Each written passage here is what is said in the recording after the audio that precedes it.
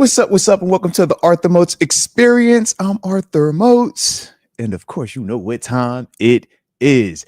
And boy, we got a lot on the docket today. Super excited about it. Hopefully, y'all are as well. Always appreciative of everybody that makes it over here for the live portion of the shows, man, because obviously we know we like to cut up, have a lot of fun, make it interactive, and it's always cool, man, in terms of just getting up here, man, and doing what we like to do, which is focus on the black and the gold, man. And speaking of that, today we got big YahYa Black, Steelers fifth round draft pick, will be joining us at 4:30. Get a chance to talk to him on the phone. Super excited to, see how he's been acclimating to the black and gold. Had his first NFL game, so we got to obviously talk to him about that. But super excited. Like I said, that'll be at 4:30 p.m. Then we also know at 5:30 today, we got TaNeisha from Really Flawed joining us. Obviously, we'll get into victory formation, preview this upcoming Seahawks game. Super duper excited about that one as well. Got to talk about my picks, the college QB prospects of the week that we're going to be watching, right? Who got the hot games, man? Which the ones that we need to be taking a little bit more notice to. We'll talk about that. And then let's see. We will address this here injury report also, because we do know we got to see, man, what the walking wound it looks like and who's healthy, who's ready to go. Okay. But before we get too far into this thing, man, I do understand that today is 9/11. And for, everybody that was impacted by that, man, we know it's a day that we will always remember. And you remember where you were when that happened. So let's obviously take a moment to, reflect and just give them a moment of silence, man, for 9/11 real quick.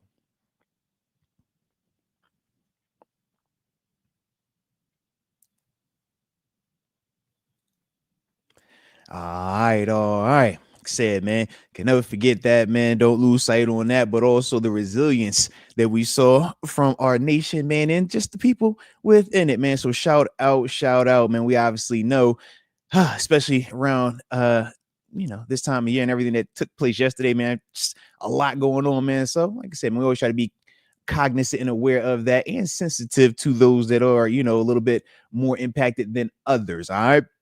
But before we get too deep into this thing, because like I said, man, we do got plenty we're going to talk about, man. We got new people joining the show, man. YahYa Black, we have not talked to him just yet, so I'm excited about that one. But before we get too far into this, man, we got to pay a bill, so let me do that on the front end.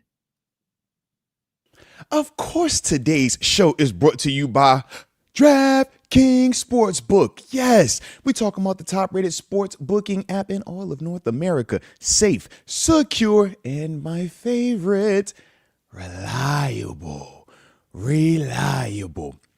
And whenever we talk about DraftKings, we know why we bring them up. It's because the NFL season is back. And with the NFL season being in full swing, a lot of action, a lot of opportunities as well to find ways to spice it up for you. And the thing that we do know is some people like to have a little fun putting a little wagers on the game. Well, if you are in that category, well, let me just tell you, I got action for you, all right? So for the new customers out there, when you download the DraftKings Sportsbook app, use the promo code Moats.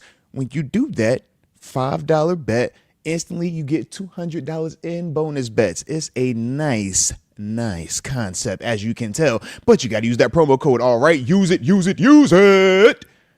But I also understand that at times you might get lost in the sauce, potentially even developing a gambling problem. Well, if you live in New York, you see the number that you could text. But for everybody else, the digits to dial are 1-800-GAMBLER. I said 1-800-GAMBLER. I said, you better call 1-800-GAMBLER.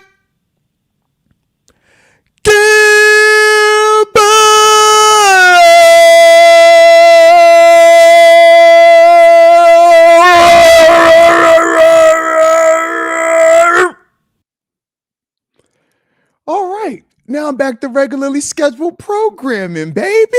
Hopefully y'all enjoyed the Gambler rendition, but you know what time it is, man. So drop it in the comment section where you are tuning in from, so that way I can give you that big boy shout out to start today's show. And of course, don't forget that like button, one time for the culture, and subscribe if you are new to the channel. Y'all are funny.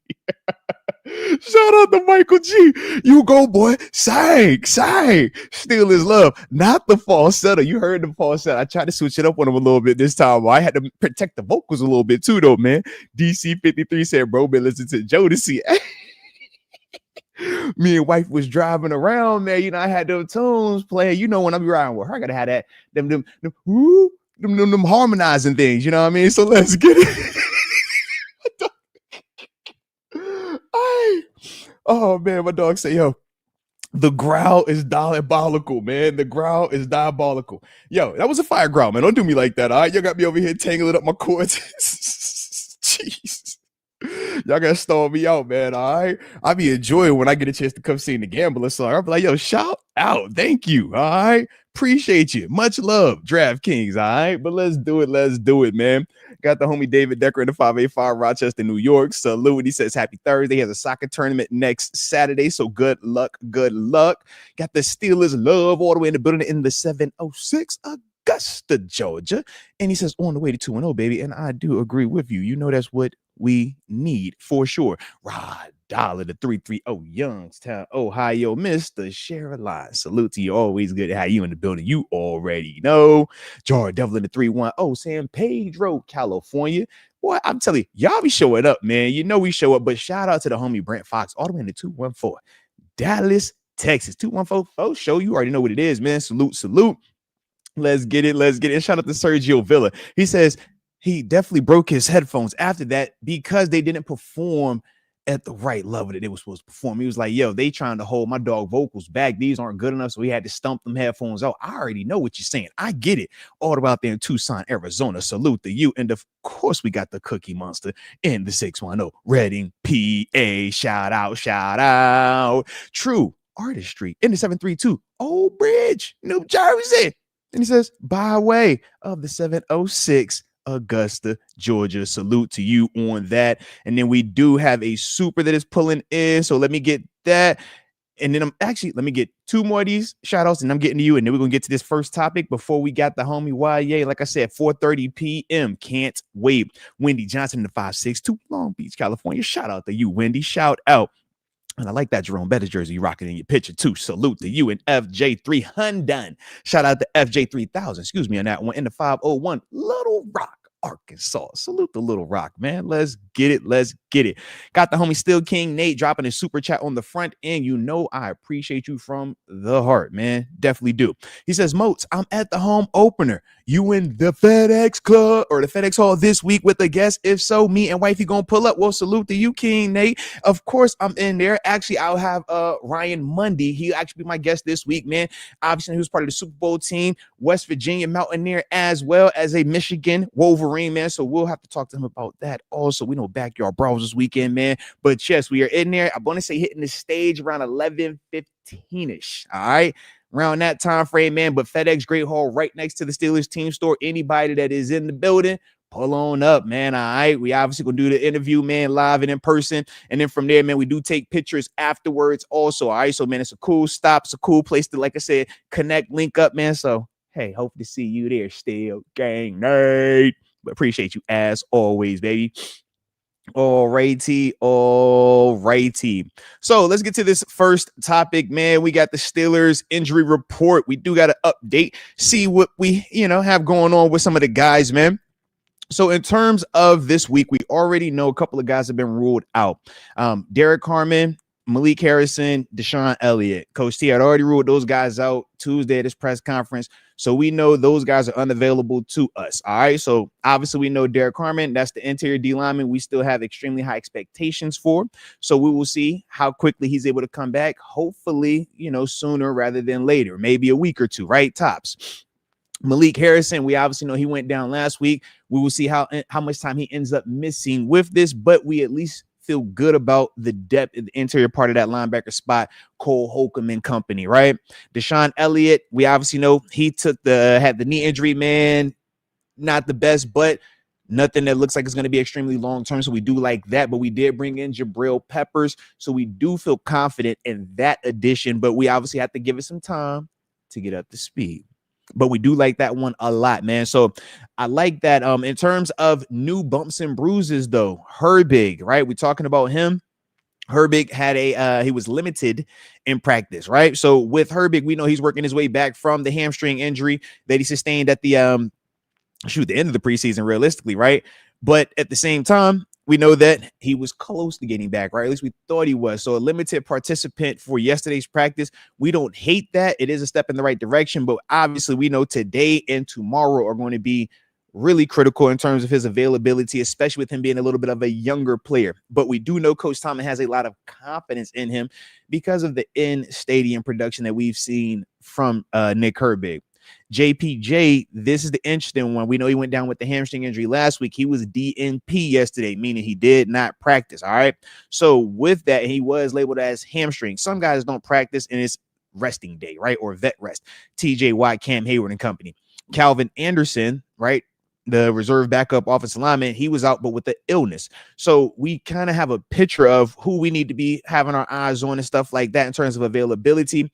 JPJ is the one we'll be waiting to see what that looks like, though, in terms of what his practice designation was for today and then obviously tomorrow. Okay. But no real new names popping up on the list. So we do like that. And it does appear that outside of Elliott and Harrison, we kind of got out of that game, man, clean. And that was good. That's what you want to see, man. Not a long laundry list of bodies. Keep it as clean as possible, man. All right. Now, flip side, man, when you talk about Seattle, man, no body of significance. Well, actually, I mean, correct that, man. So we got Jake Bobo, one of their rotational wide receivers, concussion, but he was a full participant for Wednesday's practice. Nick Emenwari, right, the safety, young boy over there, man. He had an ankle in terms of his designation. He was DNP. We'll see how that looks, though, because like I said, it was a Wednesday practice. Ernest Jones, that's the one that I'm kind of keeping an eye on because he does play a lot for them. He was DNP, but it was for his shoulder. Typically, when you play linebacker in this league, yeah, shoulders, they're going to be aching. They're going to be rocking a little bit. So you do get some of those days. They designated it, so we will see what that looks like. Julian Love has a growing. He was limited in terms of his designation for yesterday's practice. And Wosu is one of their linebackers as well, has a knee he's dealing with, but he was a full participant. Jaron Reed, interior D tackle for those guys, has a back that he was dealing with. They had him as limited. Devin Witherspoon, we know Spoon, right? Very athletic, productive, secondary player, man. Plays slot, plays outside corner, man. Physical, can blitz, does a lot for those dudes. He was DNP with the knee. All right, so we will see what that looks like. And then the last guy that they had designated was Derek Young. He had a hamstring. They had him limited. One of their other depth wide receiver, special team type guys as well. All right, so from Seattle, the names, like I said, for me that kind of popped up: Ernest Jones, Julian Love. But we will see with that. Julian Love, I don't anticipate that holding him back in any capacity. Same with Ernest Jones. We'll see about Nick Emenwari, obviously, because he was a DNP. But outside of that, they pretty daggone healthy, man. I expect Devin Witherspoon to be out there as well. I'm just throwing that out there. All right. But as a whole, though, like I said, man, I like where we're at right now, man. And I think that as a whole, man, both parties should be relatively healthy, pulling up to the congregation, pulling up to this fight. So definitely looking forward to that, man. But shout out to the fact that, yeah, man, we got the guys, and the guys are feeling the way that they're supposed to be feeling today, man. So like I said, we will see what that looks like, though, later in the week, man. Shoot, let's go from there. All right. Next up, though, like I said, man, we got about, smooth, man. We got plenty of time, a whole 15 minutes. It's time to talk the old YahYa Black. I like it. So if y'all digging today and what we on today, hit the like button. Don't forget to subscribe if you're new to the channel.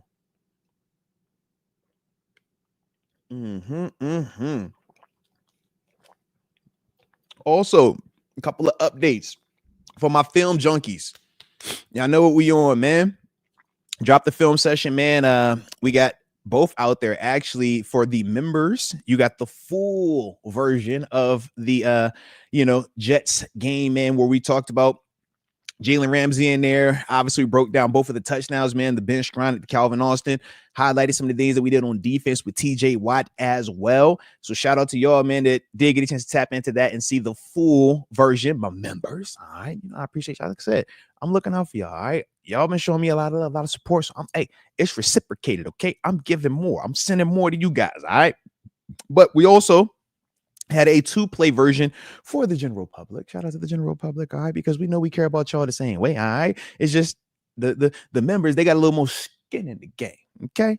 But shout out to the regular degglers as well, man. You know it's all love, man. So like I said, man, we dropped a condensed version of some of those standout plays, man, that we broke down for the public, man. So shout out to y'all, man, that I've already been tapping into that, engaging with that, and kind of getting your own opinions on what the tape is showing, because I think that is critical, right?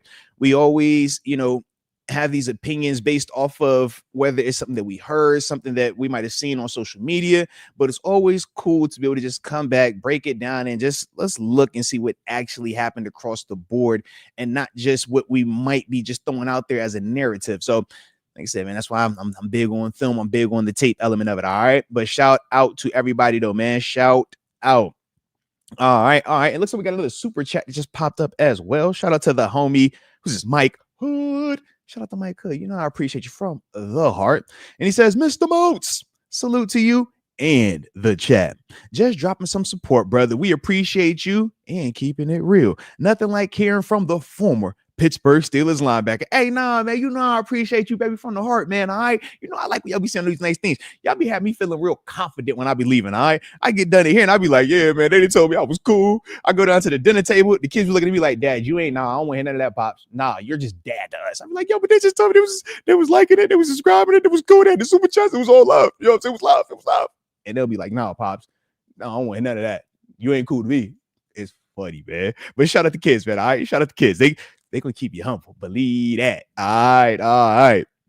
But let's get it. Like I said, man, we got about 10, 12 minutes, man, before we do tap in with YahYa Black, Steelers rookie 5th round draft pick, man, getting a chance to call in, man. We'll talk to him, see how he felt about everything that has transpired since he's joined the Black and the Gold, man. But super excited to talk to him today.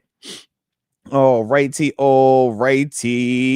But let's talk real quick, man. Some college QB prospects, man, to watch for. All right. Because like I said, man, we are tracking these guys this season, man, because we know we're in the market, right? We were in the market heavily last year, heavily the past couple of years. And even though Rodgers looked good week 1, we also understand he is a little bit on the older side, and we don't know how long this marriage will last. Is it a 2-year, 3 years, just a singular year? We don't know that. So we obviously have to prepare and make sure that we're taking into account our future. Okay. We can't just be throwing it out there. Like, we gotta be careful. Okay. Sheesh. But with that though, man, this week, man, we do have some interesting games. Obviously, I know the quarterback that I talked about week 1, Lenore Sellers, man, big athlete, throws that rock, slings it around, gives you some of that Cam Newton, some of that Lamar Jackson, some of that Josh Allen. He has a lot of that with his frame, with the ability to run and throw it. But number 11, South Carolina has Vanderbilt coming to town. Vanderbilt, I'm not, crazy hype about them, but what I will say is this: Vanderbilt plays tough. Their defense usually is good, and they find ways to muck some of that up. So I am interested to see how he handles that type of game. Granted, with it being at South Carolina, I don't anticipate it being a hostile environment because of it being at the crib. But that's one of the ones that I do think could be a little bit intriguing. Arch, man, in number 7 Texas, going for taking on UTEP. Y'all know what that is, man. So yeah, I expect Arch to look like how we looked last week. Keep it clean, Arch, sling that rock around, but you should look good, really good versus UTEP. All right. When you don't look really good versus UTEP, that's when we start looking at you like, hold on, bro. All right. So I do anticipate nice reviews from him. This one I was excited about up until about a week ago. Shout out to the Gators for taking the air out of it. But yeah, Garrett Messmeyer, and the number 3 LSU Tigers versus Florida. Anytime you get SEC versus SEC rivalry games, obviously we know that typically means highly competitive, defense, scoring, all these included. Unfortunately, Florida has been a little bit unique of lately. Okay. We obviously know what unique means. Okay. That's my nice way of saying not so good. Okay. So with that, LSU should do what LSU does, score a lot of points. Garrett should look really good out there. And I don't really anticipate seeing a lot of it being competitive, man. Florida is down right now. All right. But that is one where, yeah, hopefully Florida will surprise us and give us something to make it interesting. But Garrett is obviously the quarterback, though, or a quarterback that I'm still waiting on. I want to see another one of those nice competitive, and then let me see him rise again, man, because he looked good week one, man. From, like I said, man, from the highlights that I saw, I didn't, like I said, watch that game. I was watching the Texas Ohio State one, but like I said, man, that's one of the ones I'm still just kind of waiting on real quick. We still not gonna see nothing from Drew Allar yet, man. Number 2 Penn State, they taking on Villanova. No offense to all the Villanova, Wildcats and all that stuff out there. Shout out to y'all, but yeah, man, yeah, you know what this is, bro. You know what this is. All right, number 2 Penn State versus Villanova. If we want to call it the in-state game, that changes it. It makes it a little bit more sexy, but yeah, man. Y'all know what that one's supposed to be. So we'll see how good or how great Drew Allar looks for as long as he plays. Probably get that man to halftime. All right. With all due respect to Villanova and all my Wildcat fans out there. All right. No disrespect to y'all. It's just, yeah. Penn State is Penn State right now, and they're feeling good. We know they got the big test coming up in week 5 when they have Oregon. All right. And that's the one where we'll really get a chance to see what Drew Allar really is made of this season. All right. But he should for sure pass this test with flying colors. Like, not even a debate. All right. I like this one right here, though. Clemson, Cade Klubnik at Georgia Tech. Playing at Georgia Tech kind of reminds me of when you see teams play at Vanderbilt. It's that weird, janky, hostile environment that they have, and it is just tough to play there. They muck it up. They slow it down. They take the air out. I mean, shoot, we even saw, was it Colorado at Georgia Tech and how that game and how the Colorado-Georgia Tech game was, right? Weird, slow, mucked up, and it's just like they do enough weird stuff. They got that nice little quarterback, too, that keeps pressure on, that Clemson defense. So I am interested to see how Cade Klubnik does in this game. I think this will be an interesting one to watch to, like I said, get a little bit more understanding on Cade. All right. So Clemson at Georgia Tech, definitely one of the ones to keep an eye on. The game that I will for sure have my eyes on, Carson Beck, number 5, Miami, hosting number 18, South Florida. All right. We know what South Florida, man, productive, or at least they think they're productive team, right? But like you said, man, with them being ranked, man, that should be an interesting one, man. But more importantly, with the game being in Miami, I do like that for Carson. But I want to see, man, how he continues to respond, how he continues to perform. And with these games getting bigger and bigger due to, the more he wins, the better he plays and things like that. That is what I'm interested to see in the sense of how he continues to handle that pressure. And then the last one, but certainly not least, John Maytier, number 13, Oklahoma. They have to travel to Temple this week.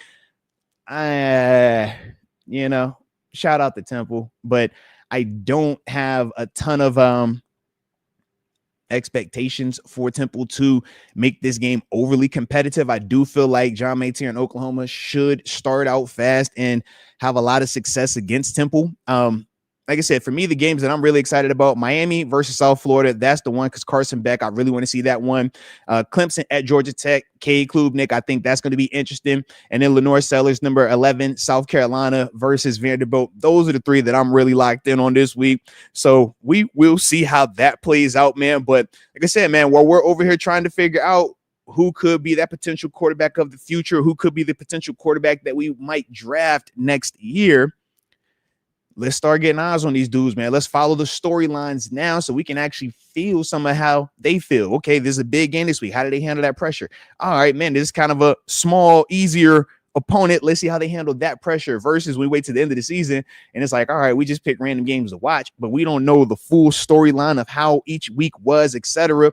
And more importantly, how teams were handling, okay, were you ranked, were you not ranked, all the other things in between.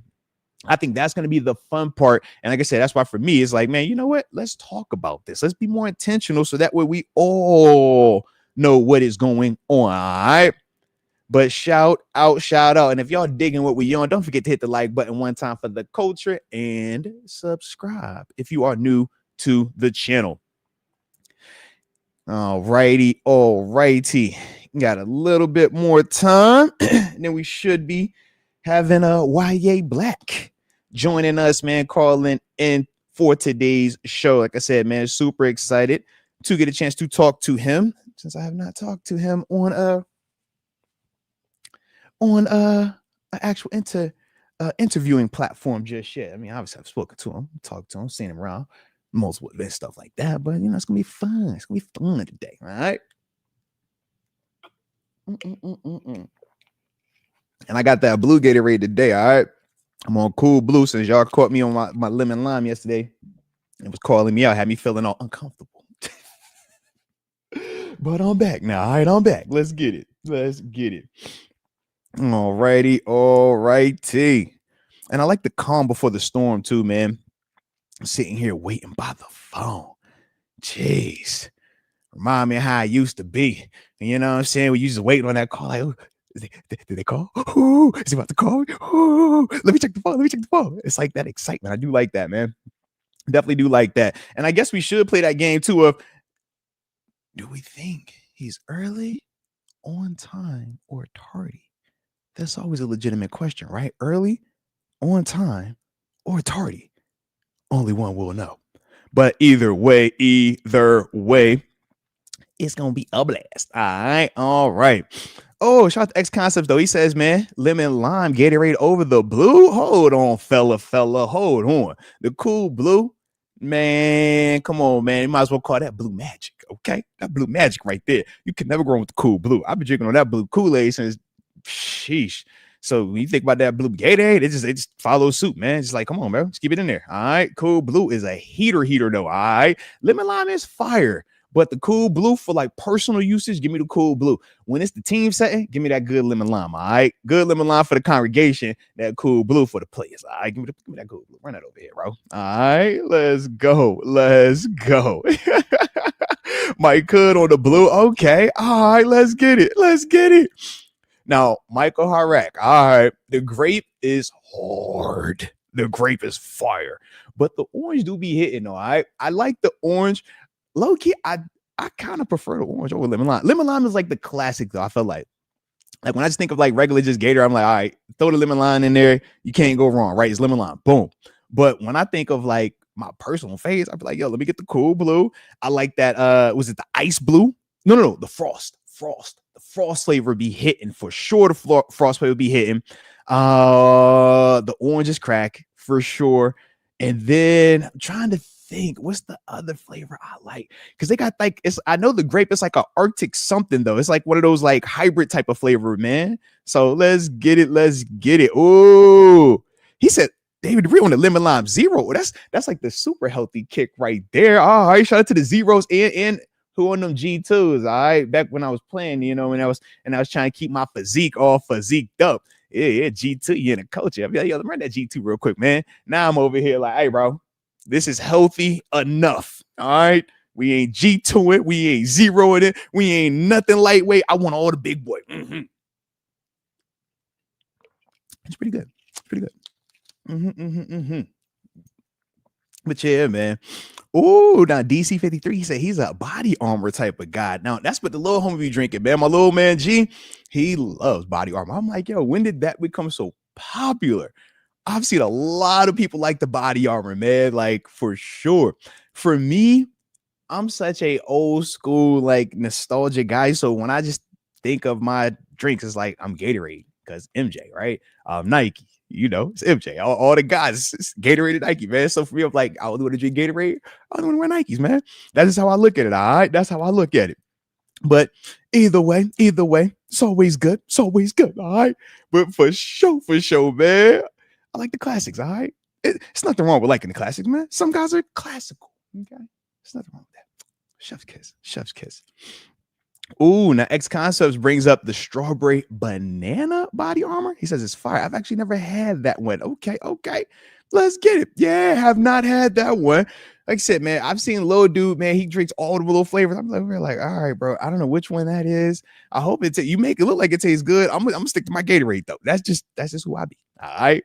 But let's get it. Let's get it. Oh, and you ain't the only one. Okay. DM4191 also says the body armor light be hitting. All right. Y'all about to have me over here trying something then. All right. I'm gonna have to try this body armor one day, see if it's hitting or not. All right. Let's get it. Let's get it, man. Ooh, and Kenneth Moses says, y'all need to get some of the older guys, the OG LBs, the Greg Lloyds, Levon Kirklands and company on the show. All right, all right. Hey, say less then, man. Like I said, man, we tap into some of the older guys, some of the newer dudes. We low-key got like a plethora of all of them, man. Yeah. But that's always the funny part too, though, man. I feel like when we do the interview that we do at the stadiums, right, on game day at the FedEx Great Hall, those are usually the ones that always got the OGs out there, man. The who's. We had Mel Blount, Santonio Holmes, Greg Lloyd, Joey Porter. I mean, we go down the list, man. Shoot, Levon Kirkland have been on that thing. Kendrell Bell have been on that thing. You know what I mean? Like we go talk to the fellas now. We definitely do that. And all of them just be fun, man, for sure. For sure, man. But yes, that's what I'm always like, man. If you are at the stadium, man, come and check those out live. But if not, like I said, man, we always post them online onto the YouTube channel as well, man. So you'll be a chance to see some of those live interviews that we do in stadium. All right. Let me check this. Let me make sure. Good. All right. Okay, I ain't missed nothing yet. Just make sure we're straight. All right.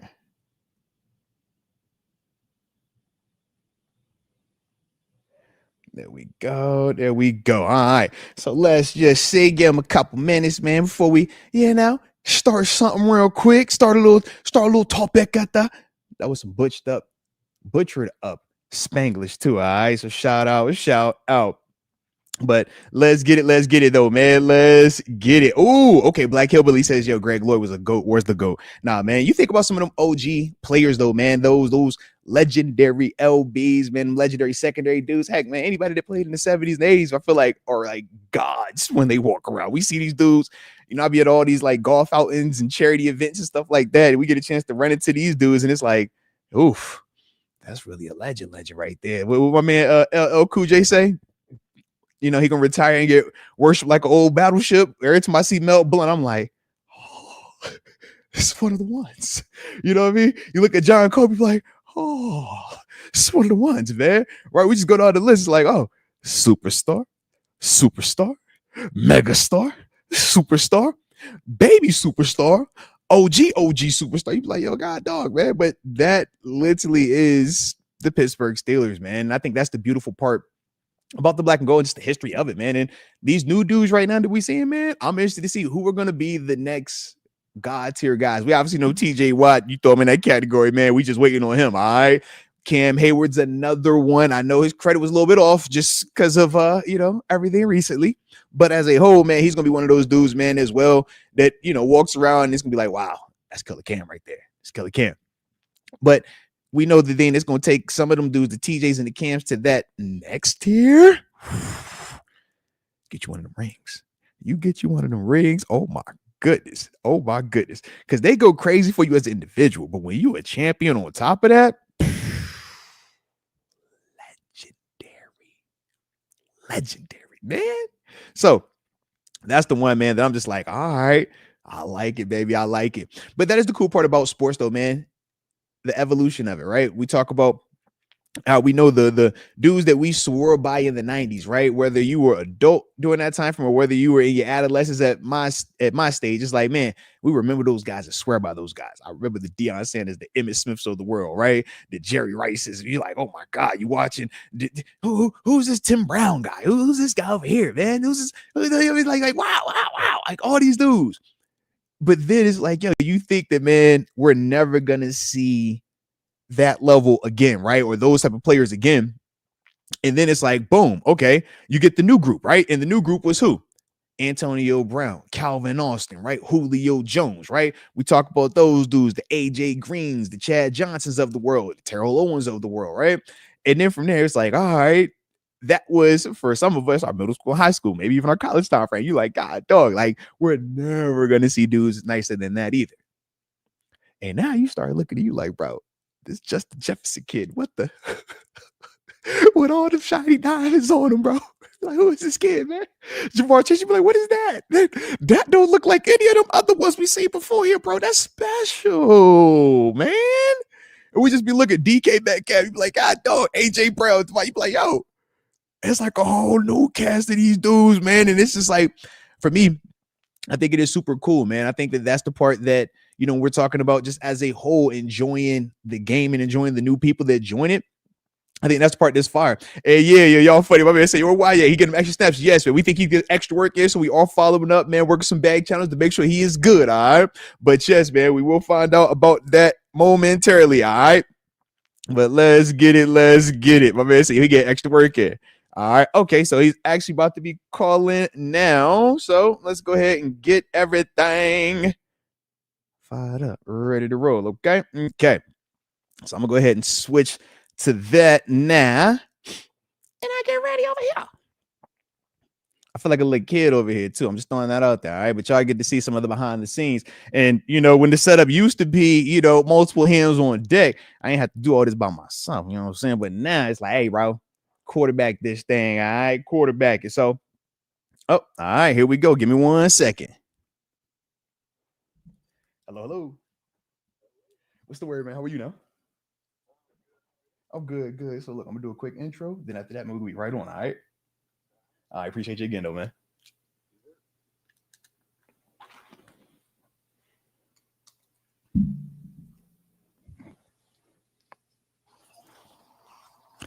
All right, you got me over there? Yes, sir. All right. Let's do it. So, ladies and gents, boys and girls, y'all been hearing me talk about this guy, man. I've been excited about him since he has joined the Black and Gold officially. And now we get a chance to get him on the show. So I'm talking about the 2025 NFL draft pick for the Pittsburgh Steelers in the 5th round, 164th overall pick out of the University of Iowa, the big man, YahYa Black. YahYa, man, first off, appreciate you, man. Take some time to jump on the show. And I got to say, man, you are everywhere. All right. I know I'm in the community a lot. I've seen you at high school football games. We've seen you at the salute. Was it the Heroes Night Out football camp for the veterans and the service members? Have you always had this like community outreach focus, or where does that come from for you, man? You know, I just like having fun. I mean, there's nothing wrong with just getting out there and hanging out with people. You know, I'm just a regular guy at the end of the day. Hey, look, your regular and everybody else's regular is a little bit different. All right. When you show up, you stand out. I'm watching you at the high school game. I'm like, yo, he's the biggest man here. All right. About like 3 times. It's not even close. All right. Yeah. It's kind of hard to hide in the crowd a little bit. But.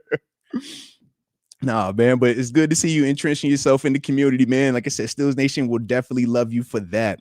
But you had your first official NFL game, man, regular season. Versus the Jets over the past weekend, man. And just for you, man, how was that experience, man? It was crazy. It was a whole different feeling than preseason, you know.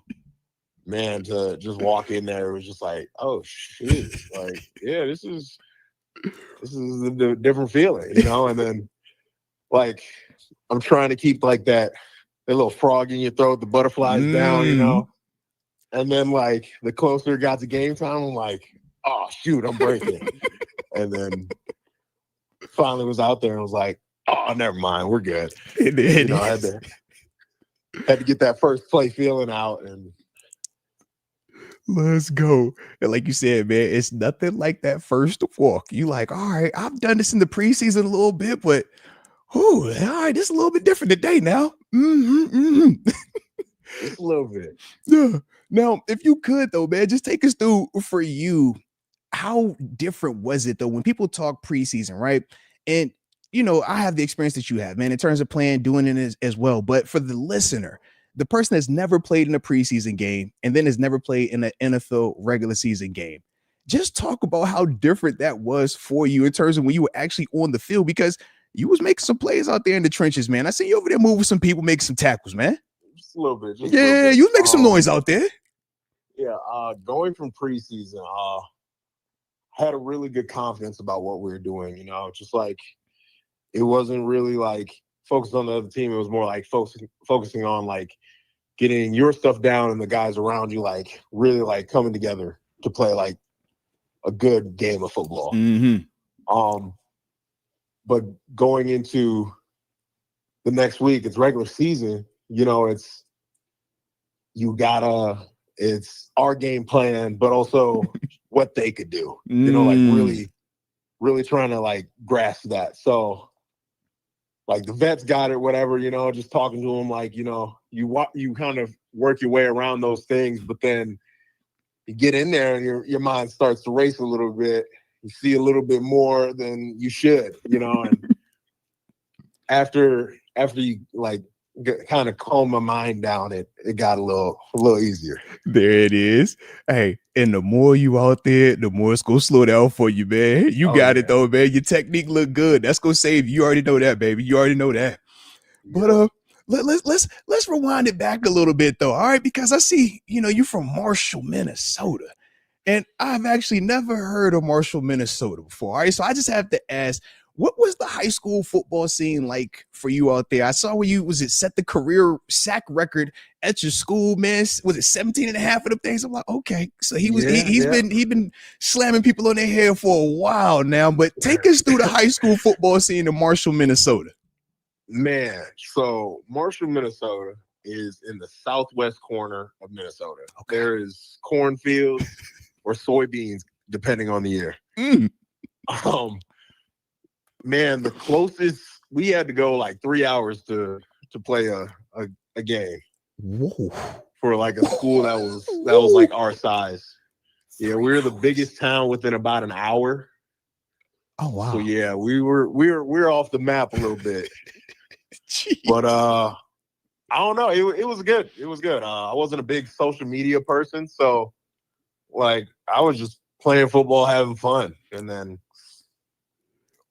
college came around. But yeah, we were just out there, some country boys and whatever. We're out there just playing. Hey, look, he said, man, we just country boys, just come out here. On occasion, we're gonna whoop a little booty on Friday night. Other than that, we just vibing, man. Yeah, that's about it. Let's go. Now, did you play any other sports in high school? Were you a hooper? Did you wrestle anything, man? Yeah, I played basketball and then I threw in track and field. Okay, let's go. Now, was you a hooper, or was you just like getting exercise? Because you know how everybody, some of the dudes be swearing that I average 30 a game, and we look at it like, bro, you was a 5'5", you were a 5-foul guy. All right, stop playing. So which category were you in, YahYa? Because you look like you could have been Big Shaq out there, man. I was snagging rebounds. I was not a scorer. I was like, I could score if need be, but I was a rebound, and three's bigger than two, so kick it out there. The coach got mad at me for that a couple times. I did get a lot of fouls. Yeah, I got close to fouling. Yeah, no, I fouled out a couple times. All right, it happens. But if you need me to shoot the three, I can shoot the three. Oh, okay. Shot it once in high school. That's when the coach let me. Okay, let's go. I'm 1 for 1. That's all I gotta know. So you said 100%, but that sounds like, man, shoot or shoot. I already hear you over there. Hey. Let's go. Let it fly. Yeah. I like that. Now, you said you weren't a big social media guy, coming out of high school. So take us through your high school recruitment, your college recruitment process, because the University of Iowa isn't a small school. We know that's the big boys over there. You know what I mean? So how did that process play out for you? And were you considering any other schools for college? Yeah. So my first offer was actually USD, University of South Dakota. Whoa. Was it the Jackrabbits? Yeah. No. Oh. The other ones. Vermillion, South Dakota. Oh, excuse me. That would have been my first offer. You are right. You are absolutely right. And then we actually have a team camp. Our high school and a bunch of other Minnesota high schools had like a team camp at SDSU. So in South Brookings, South Dakota. Yeah. So that was my next offer, was SDSU. And then No, NDSU came after that. Okay, they ain't too far behind. Yup. My high school teammate was Trey Lance.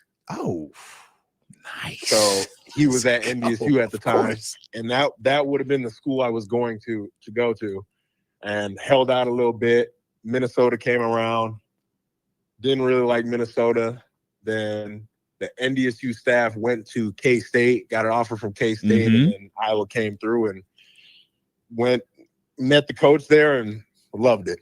Okay, let's go. Yo, that's crazy, man. Trey Lance was your high school teammate. Shout out, man.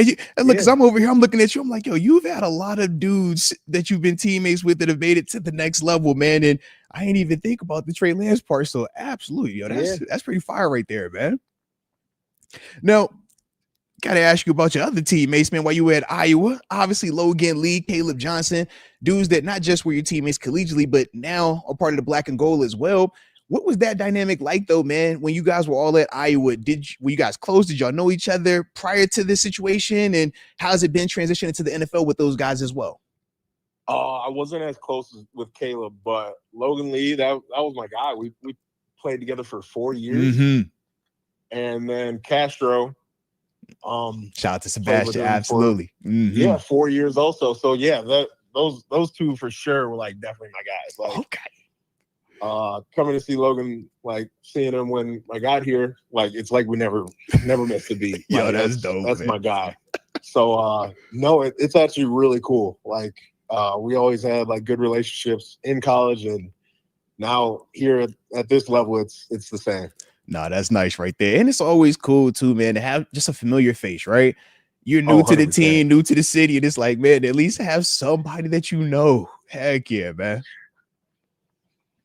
Now, we also know why you were at Iowa and you were doing your thing, kicking a lot of booty. All right. Y'all also had a woman Hooper going absolutely bananas over there by the name of Caitlin Clark. I just need to know, did you act like, were you a fan of the game? Were you pulling up to any of the women Hawkeye games over there to check her out and everything like that, man? Or you were just strictly football only, man? I wish I would have went to more, but I did go to one. Okay. She hit a game winner.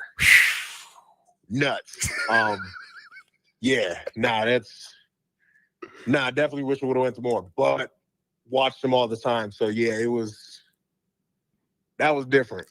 That was different. I can't even lie to you. Yo, because you just think about it, even right now, it's like, yo, she's a mega star, right? Regardless of the sport, you know who that is, you know that name, and to see like, oh, you were there the whole time when this was going on. Oh yeah. Wow. It's weird. It's No, that's fine. I like that right there, though, man. Shout out to Iowa, man. Like you said, if you got talent, man, they will find you. All right, no matter where you're, they will find you. They will.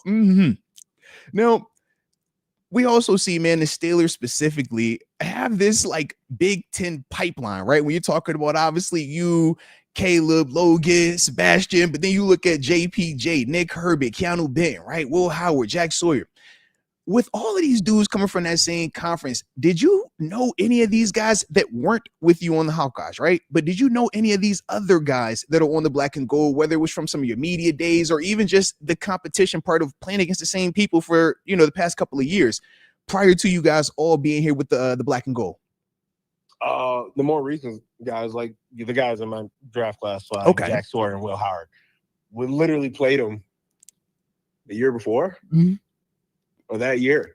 Yeah. So like you know those names. Like they're getting in the Big Ten. They're grabbing people out of there. Okay. Like I like it, man. And shoot, man, you was doing your thing though against all of it. That was the other dope part. You like, hey, you look at this. Every time you pull up a game, you're like, oh, yep, I see the stats. I see why you're in here. All right. He made some noise. Just a little bit. We're dabbling in there. I like that, man. Well, look, I got a couple of more questions for you. Then after that, man, we get up out of here because I know it's game week, man. You got your preparation going, all right? And we ain't trying to hold you back in the least bit.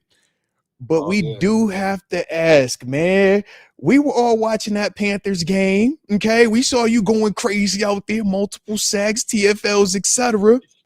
We got to talk about the sack dance, baby. What was it, man? And take me through, like, did you plan it ahead of time? And is that something we can expect to see going forward? Or are you going to be like switching it up a little bit on us, all right? I'm gonna be completely honest with you. There was a stuff going around about like my belly hanging out and stuff, and I embraced it. Don't get me wrong, and it just happened. I was just like, "Dang, let me rub my belly in it." Now I'm just a meme, which is kind of funny, but at the same time, I'm like, "Dang, I'm a meme." I ain't gonna lie, man. When we see you do it, I'm at the crib watching. I'm jumping, rubbing my belt. I'm like, I ain't got one like that, but it just look cool, man. All right. So we just need to know as fans of you, if that's the go-to. Like, so next time you get out there, you make a sack. We want to know if so we don't be looking crazy. We rubbing this, you pull out the flex or something like that on the side. We just making sure we're on the same page with you. That's all. Oh no, we that's definitely the go-to. Okay, all right. So y'all heard that, all right? Y'all heard that, chat. Y'all heard that, listeners, okay? When YahYa gets that next sack, we rubbing the belly, all right? Rub on the belly one time. Well, the final thing that I have for you, man, because like I said, man, I know you are very, very new to this level, man. You just obviously had your first NFL game. So I just want to ask, though, man, throughout your collegiate career, do you have a favorite play that sticks out, man, a favorite moment from your time on the playing field when you say, you know what, man, when people ask me, what's your favorite play? This is the first one I tell them. This is my go-to right here. What's that play for you during your time, man? I'd probably say when we were in Northwestern, we're at Northwestern playing on Wrigley Field. We had the fourth down stop at the goal line. We had like 3 stops in a row. But the thing is, that field was terrible. So after like the stop, all you see is like chunks of the grass torn up, like patches gone from like where we were just like digging in and pushing. And so like I slipped, my linebacker slipped, like we were just all over the place. Yeah. Playing on a baseball field is not ideal.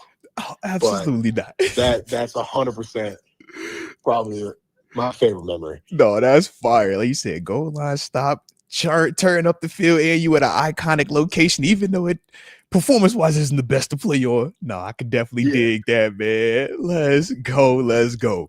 Well, shoot, YahYa, man. That's all I have for you, man. Like I said, we appreciate you, man, stopping by the show, though, man. We got nothing but love for you over here, and we wish you nothing but the best going forward, all right? Thank you. Thanks for having me. No doubt, man. Peace. Shout out right there, man. Steelers 5th round rookie, YahYa Black, taking some time to join us on today's show. If you enjoyed the interview, don't forget to hit the like button one time for the culture and subscribe if you are new to the channel. All righty. That was a fun one right there. Shout out to the homie YahYa Black, man. It's good conversation with the fella. All right. Learning him a little bit. But I dig that, man. And like I said, hopefully y'all was digging it as well, man. But I'm telling you, I was really doing the selly, bro. I was over here like, I'm rubbing my belly, bro. I don't have one, but I was rubbing it. All right.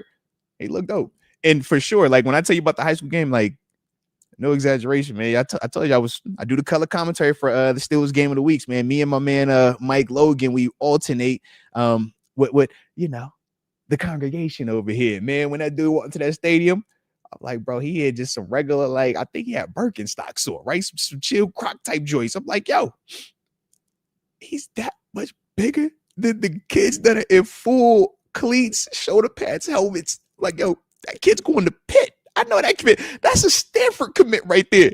He is just a mountain, just towering over all of them. Can't make this up, man. I definitely can't make this up. So shout out to YahYa Black, though, man. Like I said, man, taking time to stop by, man. We obviously know busy week, game week, but we do appreciate him nonetheless. All right, nonetheless. Like I said, man, we do got some time, man, before we get to our next portion, which we know will be TaNeisha joining us in a few. So let's go ahead and tap into our picks of the week. All right, because we did talk about this last week in terms of Moats' picks of the weeks. Okay, and I didn't tell you this, but I'm gonna go ahead and drop it now. I had my man Tyler. Y'all know Tyler Candelaria. Y'all see him up here very frequently, man, dropping shorts, dropping reaction videos. He's joined us on the live, was I think 2 weeks ago. Probably spend a block and have him back on in a little while. But he sent his picks in as well. So that way I'm not just over here just, being the only one picking just to pick. All right.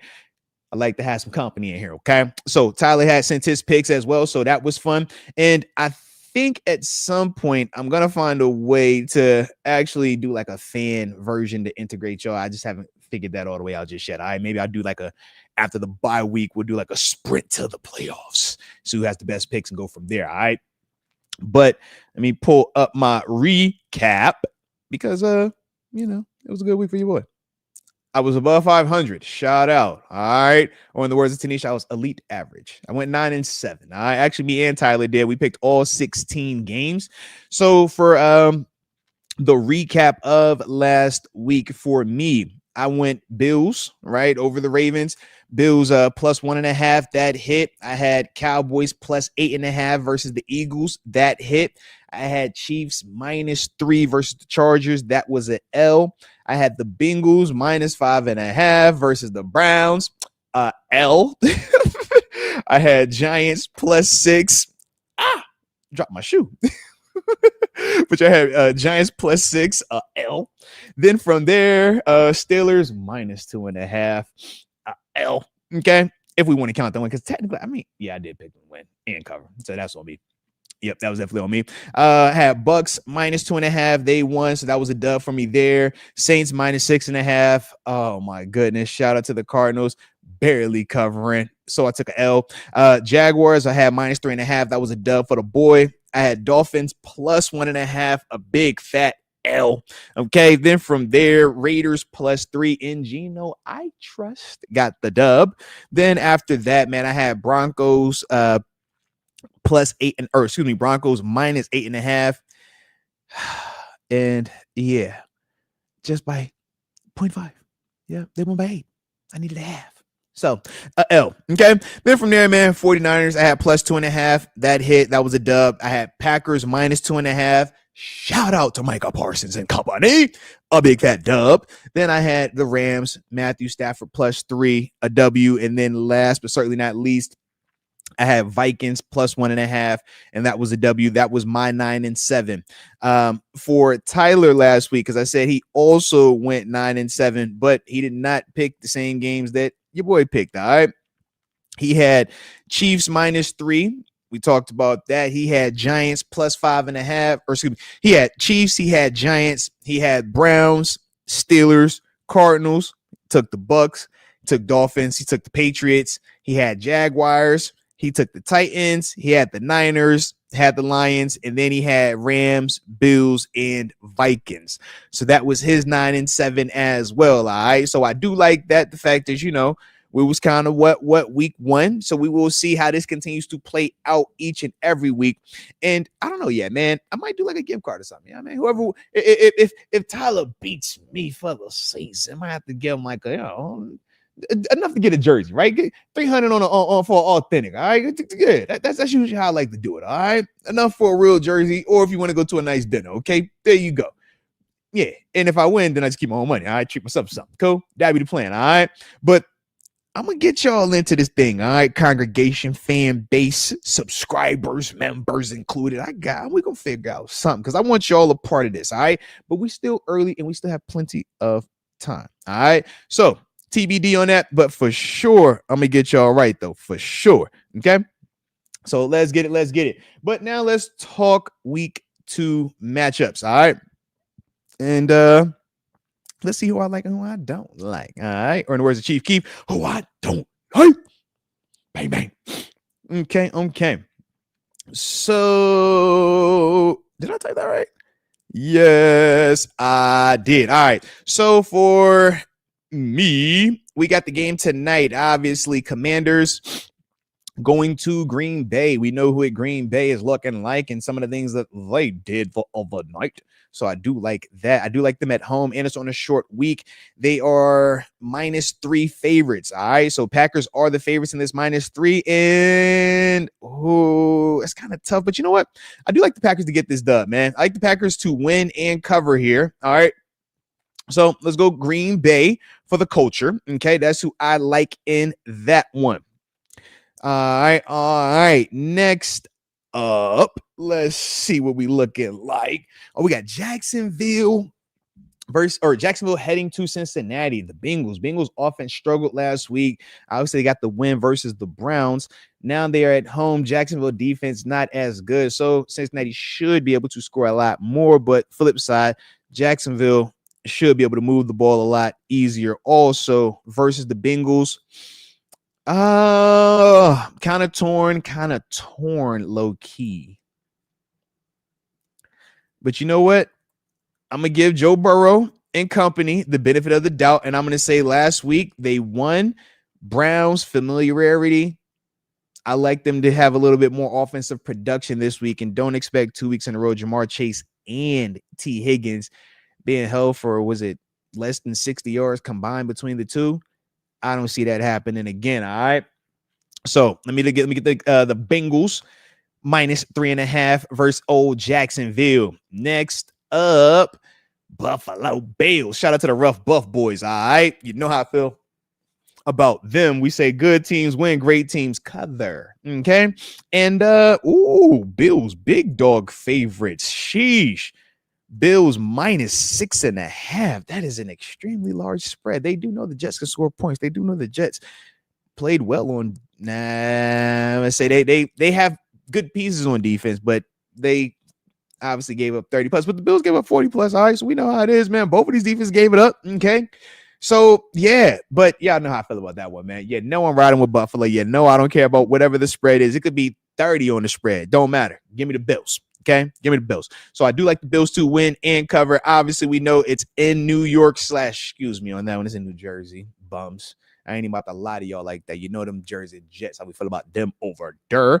All right, but it was good to see that the black and gold already softened them up. So Bills just follow suit, all right? So shout out to Buffalo. But that's who I have in that matchup. From there, we got the Cleveland Browns going to Baltimore. Another rivalry, another in-season or inter-division game. And they got the Ravens at -11.5. God dang. It's too much. That I feel like that's a little bit too much. I know Baltimore can score. I know Baltimore early on is going to be a problem to deal with. I know Baltimore just scored 40 on that Bills team.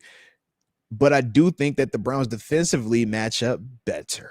I do think that the familiarity should make this a tinky bit close. But I could for sure see Baltimore win about 14, though, bro. And I think that's the issue. Shout out to this 11.5. Shout out to Vegas, man. Vegas know what they're doing with these spreads, bro. They for sure know what they're doing. Because I'm literally torn right here. I'm like, yo, I could talk myself into Baltimore because my knee jerk says Baltimore. Lamar, trust the offense, trust the scoring, trust Derrick Henry. But then it's just like the history, the familiarity. But you know what? When in doubt, don't second guess yourself. Go with your first gut. First gut said Baltimore. So you know what? Give me the Ratbirds -11.5 versus the Browns. All right, let's get it. Next up, Giants traveling to Dallas to take on Dak Prescott and them boys. Cowboys favorite at -5. And of course, I'm rolling with Dallas in this one, man. Give me the Cowboys to win and cover. I do think the Giants have a better performance offensively, but they do also have some questions, man. How long are they going to ride with Russ? How quickly are they going to, do the Jackson Dart thing? We know a lot of people are impatient. A lot of people don't like to wait, regardless of what that does to the person in terms of Jackson Dart. But the Giants are the Giants. That's why they are who they are. So they got some internal stuff, man. We will see how that looks. But I do like the Cowboys, man, to win, man. They played well versus the Eagles, man. That was why I picked them. All right. So shout out to the Cowboys, man. I do like them to win and cover this one. Next up, we got Rams at Tennessee. Rams favorited on the road. So we got home dogs. Rams favored at -5.5. Going to Tennessee. Yeah. Stafford. I just feel like early on, especially with the Titans, it's a new regime, new quarterback element. It's just a lot of moving pieces that they're dealing with. Whereas the Rams, they're still peak health right now. As long as the Rams are healthy, the Rams are tough. Rams start getting in trouble when Stafford gets hurt, when the receivers aren't available as frequently. That's when they start to fall off. But right now, Rams are definitely a team that I'm leaning on early in the season just because of the continuity and the quarterback, man. When you got head coach, quarterback, same family, and been doing this for a while. I've had the pinnacle of success, Super Bowl championship. It's hard for me early on in the season to pick younger, inexperienced situations over that. All right. Just give me a little bit of my logic, my mindset with it. Next up, Chicago going to Detroit. We know Ben Johnson returning back to his old stomping grounds.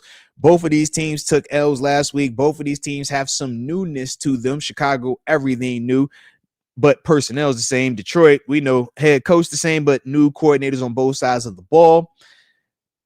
Low key, though, I do feel like Detroit wins this, but I do kind of I think I like the Bears to cover a little bit. I think I do. Familiarity, man. I think I do. But at the same time, I'm like, yo, is this the Nick Saban effect where he doesn't lose to any of his understudies, right? Anybody that was under him, it's like, yo, man, none of these guys could beat him. I'm like, yo, Dan Campbell, do you got that? Do you got that Jedi mind power over Ben Johnson? Do you have that? Because I don't know, but you could. I think it'd be dope if you did. But I just need to know, like, are you? Because yeah, man, yeah. Because that to me changed a lot. All right. Because in my mind, I'm like, yo, Ben Johnson, you should come out here flying colors, man, and y'all should not lose by 6 or more points. But then I'm like, okay, when in doubt, who do you trust more, Jared Goff or Caleb Williams? I trust Jared Goff. Who do you trust more in terms of their running games? Who do you trust more in terms of the receivers? You catch what I'm saying? So I'm talking myself into it. Let's go Lions -6. Take care of business, Detroit. Take care of business for your boy. Pretty please.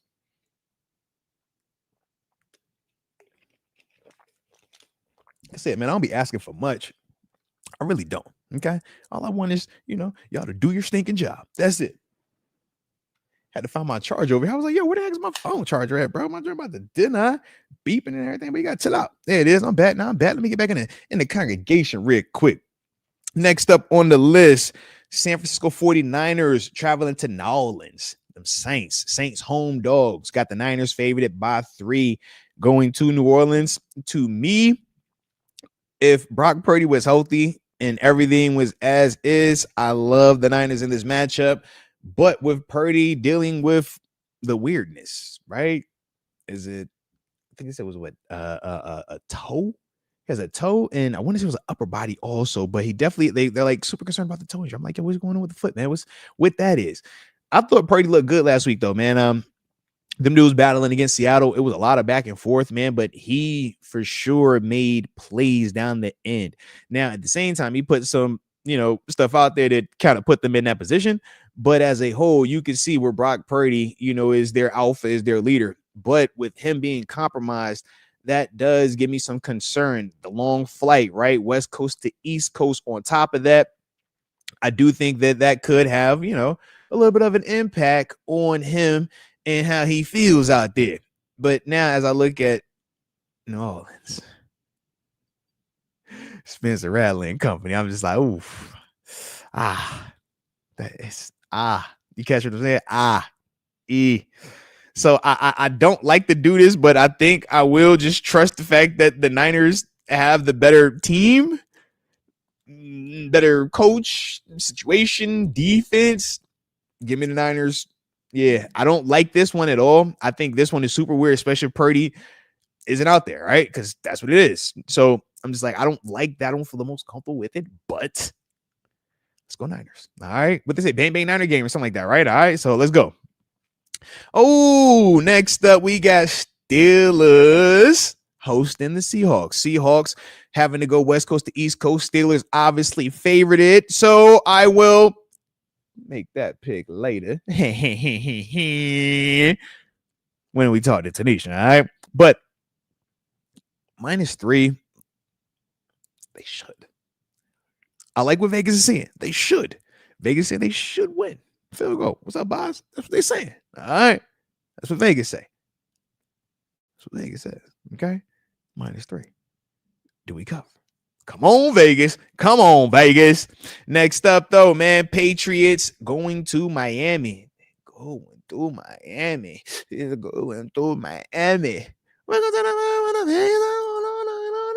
All right. But this is one where I really don't know what to expect. Y'all heard how I talked about Miami last week, man, heading to Indianapolis. I'm like, yo, you're playing indoors, so the climate isn't an issue. I think you guys could score Indianapolis.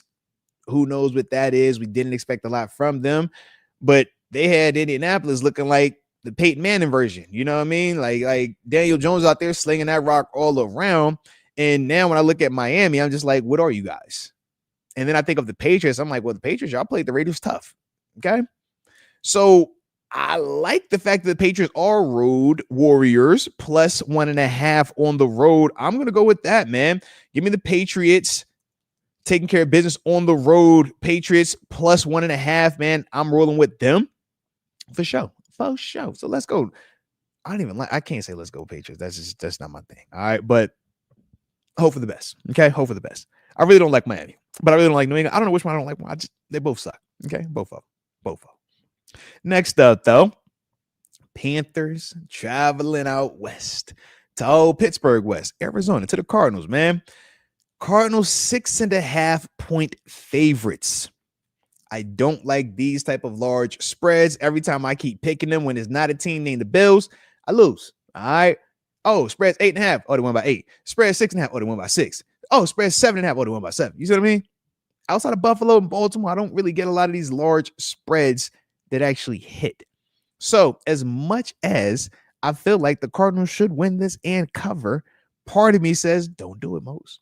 Don't do it. But then, of course, it's the second guess, right? Because then when you don't do it, this be the one where they actually do win and they do cover. And I'll be sick to myself. So when in doubt, my thing is, go off the first decision. What the gut say? The gut said Cardinals. And besides, they did cut you a couple checks or two. All right. Shout out to that Cardinals check. All right. Cardinals. When we say 9-year vet, just remember year 9. We hey, shout out to Arizona. Okay. I got a soft spot in my heart for them boys over there. All right. So I'm gonna go with the Cards. Give me the Cardinals minus 6.5 versus the Panthers. All right. And I think it would have been different if I would have signed with the Panthers instead of signing with the Cardinals. The Panthers was in that mix at one point in time as well, but it was just like, we never really got business, right?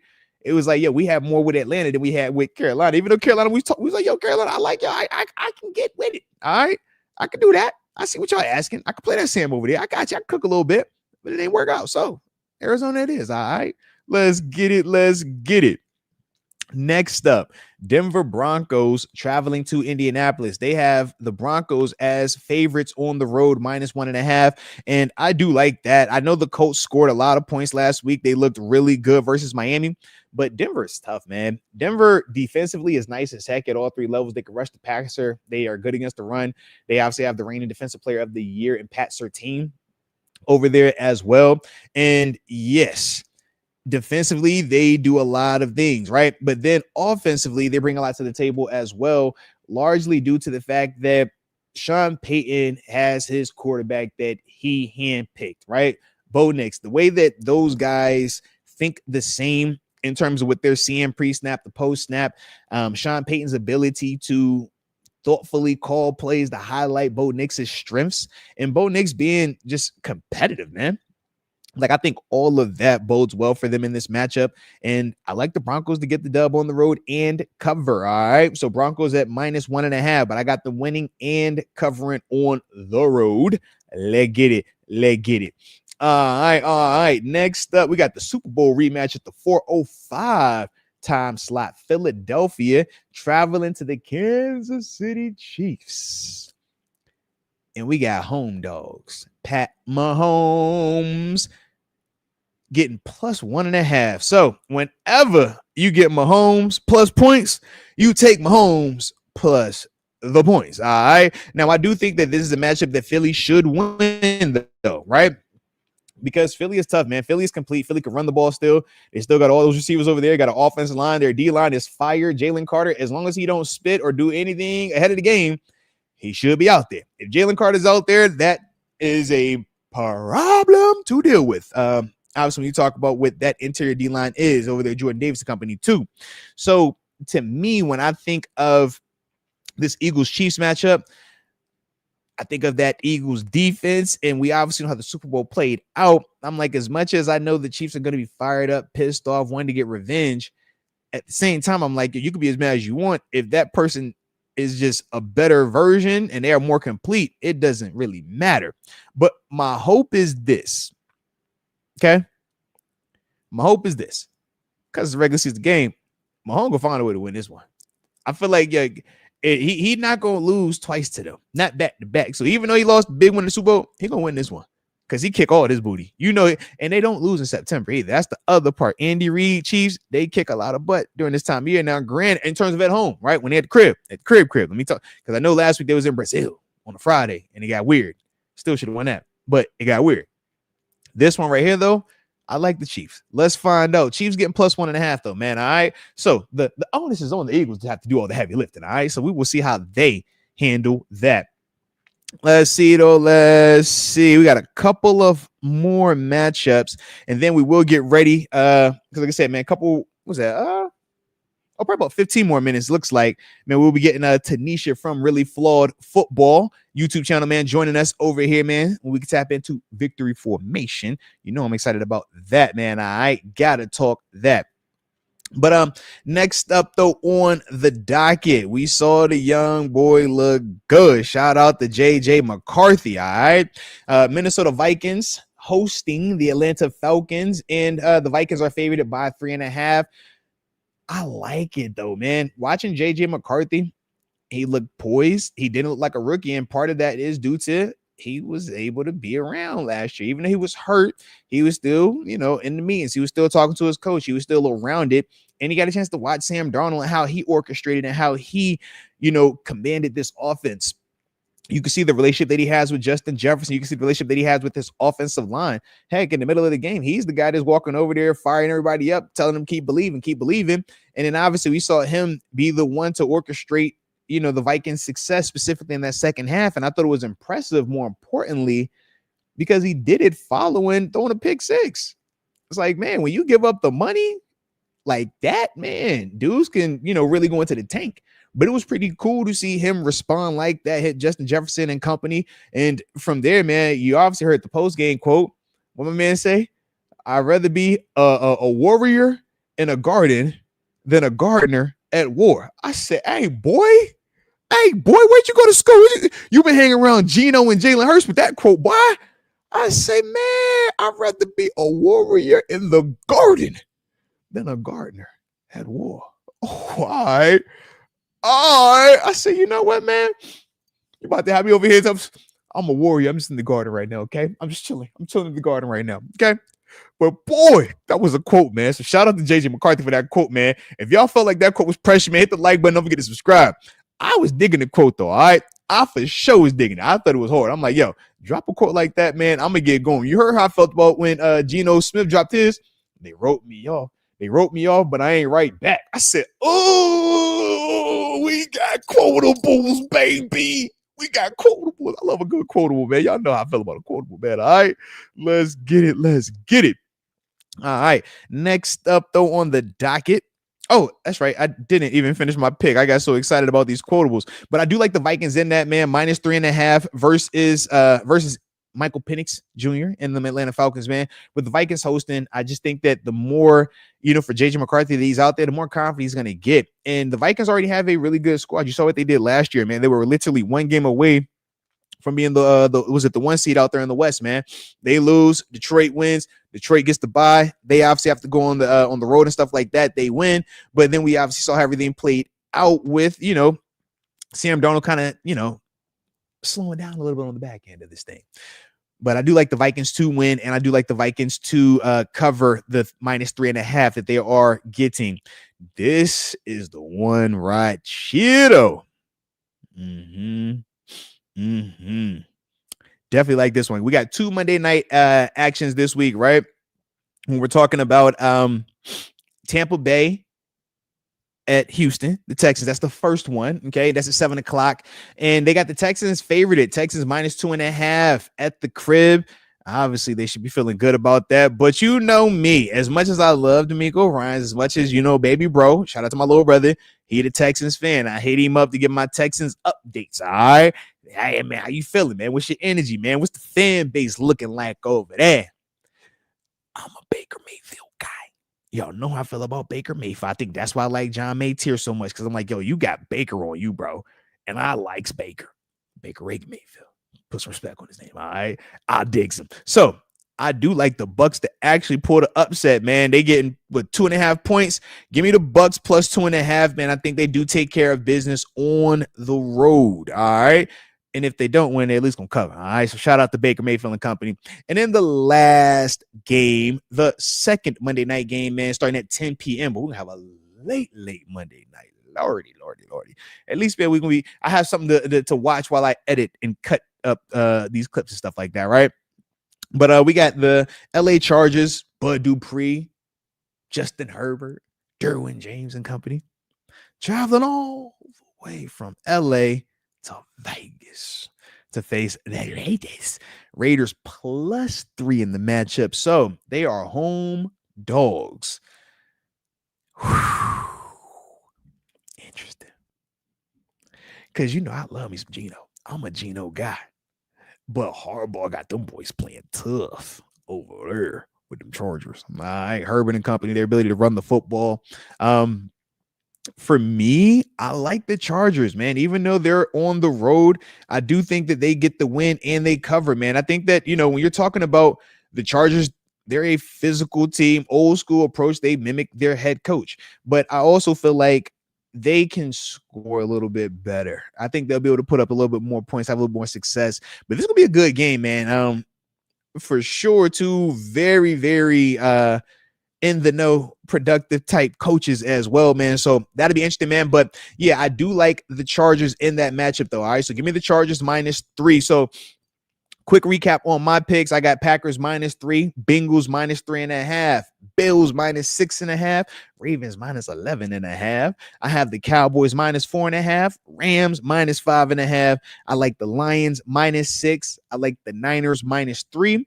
I like the Steelers -3. I'll go ahead and drop that now. We'll talk about it a little bit. All right. I like the Patriots +1.5. I like the Cardinals -6.5. I like the Buccaneers -1.5.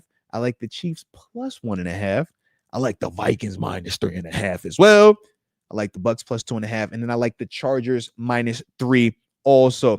And then the flip side, right? Because I did tell you Tyler, right? Tyler Candelaria, man. He's sending his picks in also, man. So I can have somebody just bump against a little bit. All right. Sometimes like a little, just somebody run into. Okay. But for Tyler, he also likes the Packers. He has the Bills as well. He likes the Giants. He likes the Browns. Shout out to the Browns. He's taking a lot of them points. I could dig it. I could dig that. He also has the Jags. Okay, so he does like the little Jacksonville action. I could dig you on that. He likes the Niners. He has the Rams. He's taking the Bears. Of course, he rolling with the black and gold. You already know he likes them Steelers in this matchup. He likes the Dolphins this week. He likes the Panthers this week. Likes the Colts, the Eagles, Falcons, Bucks, and lastly, he's also with me on the Chargers. So shout out to our picks, man. We will see how he fares this week as well, man. Obviously, I'll see how I'm faring, man. I'm over here feeling good about my situation. All right, got it to a nice little start. Okay, so now it's time to give me a little separation. Can't let him hang around for too long. Have him thinking that he know more than the boy. No, we ain't doing that. All right. But shout out to y'all, man. Hit the like button. Don't forget to subscribe if you are new to the channel. Got a couple more minutes. Then after that, man, we will be joined by TaNeisha. Shout out to TaNeisha from Really Flawed Football. Get a chance to have a little fun, little victory at formation, end our show today, man, when we get a chance to chop it up, man, really focus in on this Seattle Seahawks matchup and some of the things that they're going to be doing out there in the game, how they're going to try to attack us, etc. And shout out, man, I got my high school colors on today, man. Y'all see me repping the Churchland Truckers over here. Class of 06, baby. No, all right. One time for the culture. Yeah, man, I got game night tonight, man. Little man got another baseball game in prime time. Can't wait. All right. So like I said, it's gonna be fun today. Like I said, I always enjoy this time of year, man. This is sports on sports on sports. Feel like I turn the TV on, I got a ball. All right, I go out to the little baseball game, I got baseball action. I shout out to my little son, man. I'm gonna get to this weekend. I'm like, yo, it's college football, it's NFL football, Friday be high school football. I'm go to one of the high school games tomorrow. All right, I'm just ready. I just love football. So I got an old school game playing on right now. Just playing on the replay. I just can't help myself. All right, and I guess that's why y'all the same way, right? Because y'all be in here all the time with me, and I'm like, yep. If y'all in here, y'all got to be loving it just as much as I love this thing, right? Y'all have to. At least I think y'all love it. Do y'all love it as much as I love it? Let me know in the comment section. All right, just so I can know. All right, because I don't want to assume anything. But do y'all really love this thing the way that I love this football, man? Because I love the game. Love just watching it. Don't matter. Rec ball, high school ball, college ball, junior college, semi-pro, D2, D3, pros, Canada. If it's ball, just leave it on, man. It's like, just leave it on. Just leave it on. Just leave it on. Mm-hmm. Okay, yeah. My man said, yo, I bleed this. Yeah, I'm trying to tell you, man, it's nothing like ball, man. Like, I love it. I don't care what day of the week it is. If they have it playing, I want to watch. I'm like, oh, okay, it's a high school game. Oh, man, what time it start? I will pull up. Oh, you say you got the Pop Warner joint? Oh, I got to get up on Saturday in the morning. Man, let me just see. Let me just take a little peeksies. All right, I'll be out there. I can't help myself. I can't. I love the game, man. I love it. All right. But shout out to y'all, though, man. And I do like how y'all rocking out. Make sure I'm all fired up over here. Because as I look on my screen, I'm seeing exactly what I need to see. And I like that. It gets me excited. It gets the people going, is what some people might say. All right. So let's get it. Let me see if I can quarterback this thing right.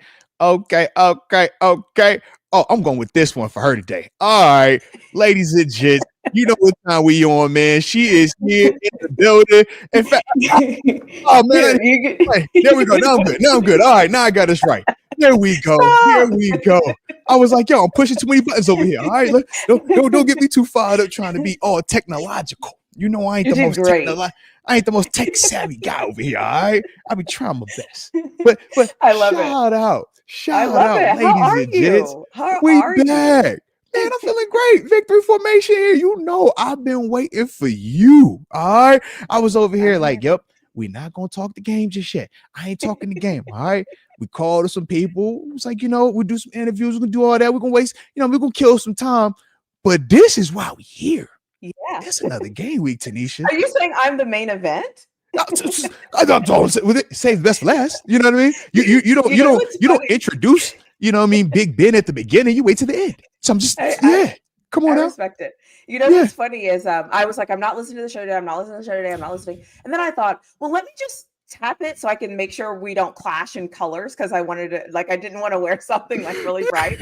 And I saw you're in orange, and I heard you say, man, as TaNeisha would say, I'm elite average on your picks. I think it was what it was for.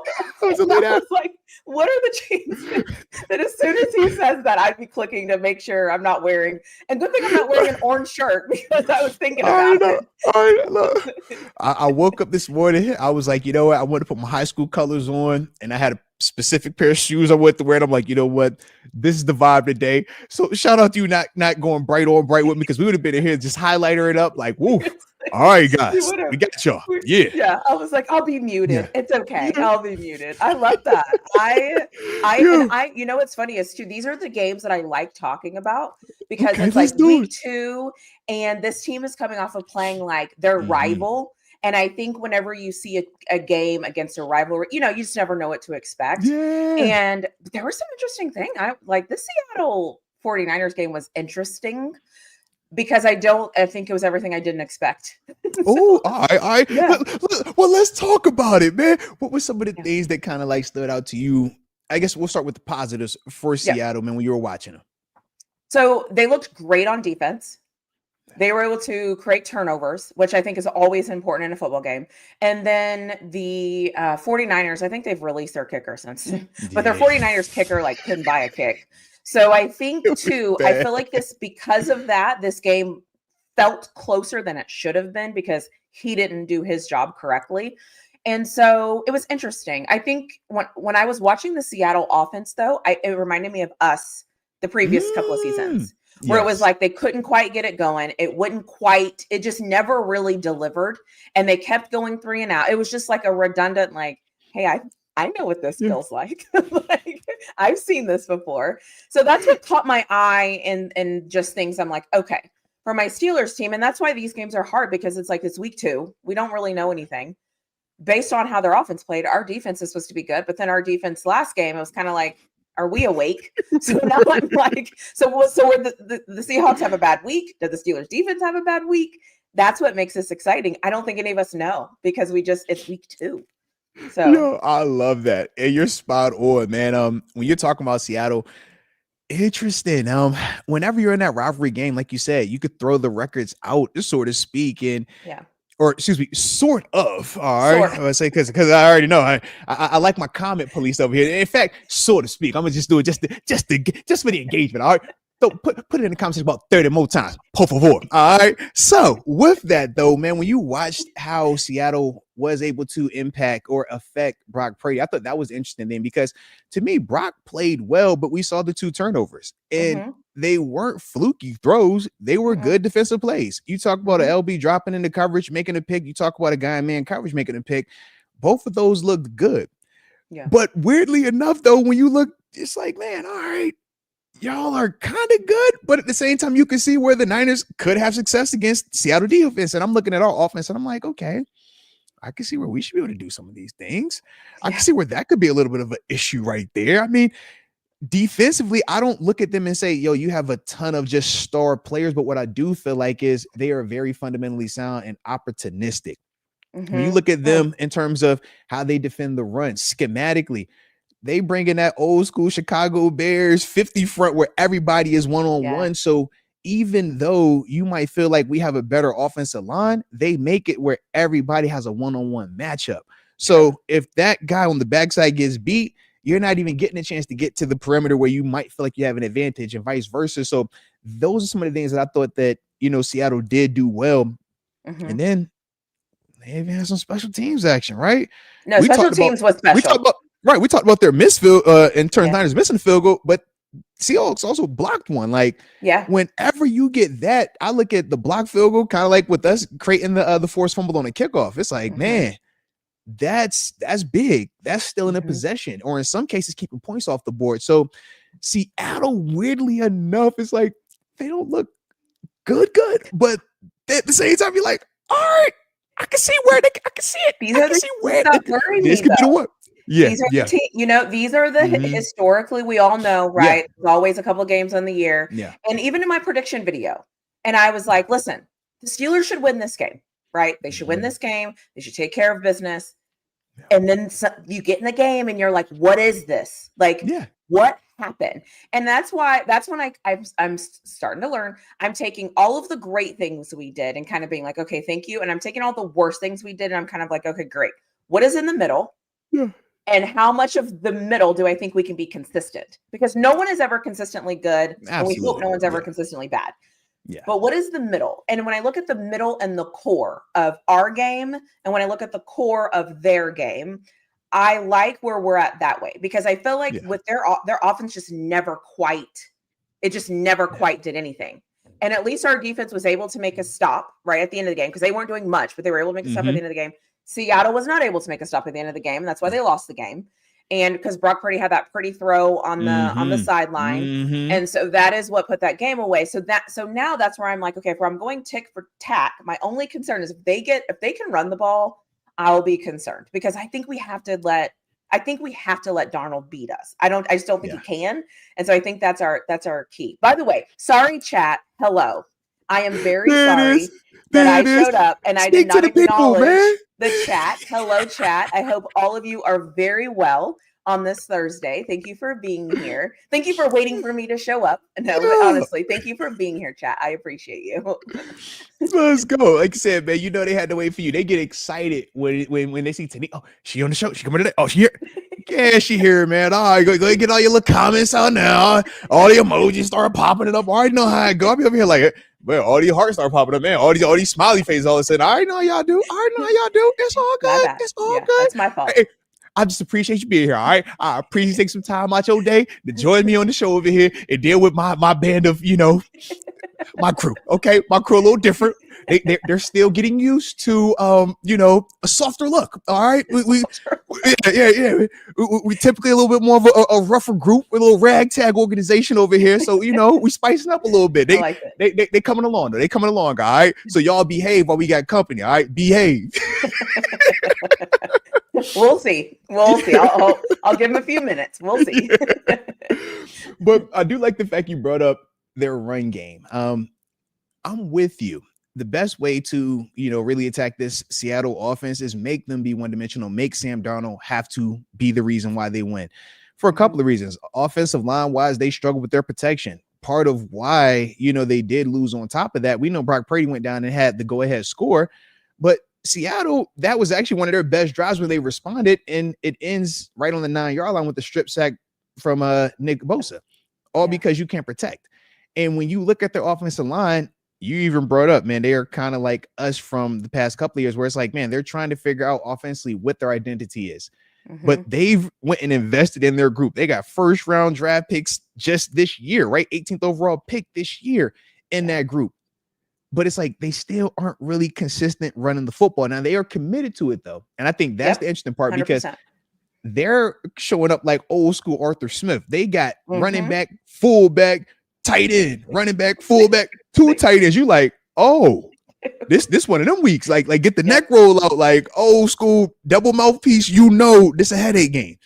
That's the part that when I'm thinking about the spread and why they even have us favored at 3 points, it's like, we can be getting after this team, but they're going to find ways to just take the air out of this thing and slow it down. And that's what that bodes well for them. But that running game part is how that works. And it also opens up that play action pass, because outside of Jackson Smith and Jigba, they don't really have that consistent person that they're getting the ball to through the air.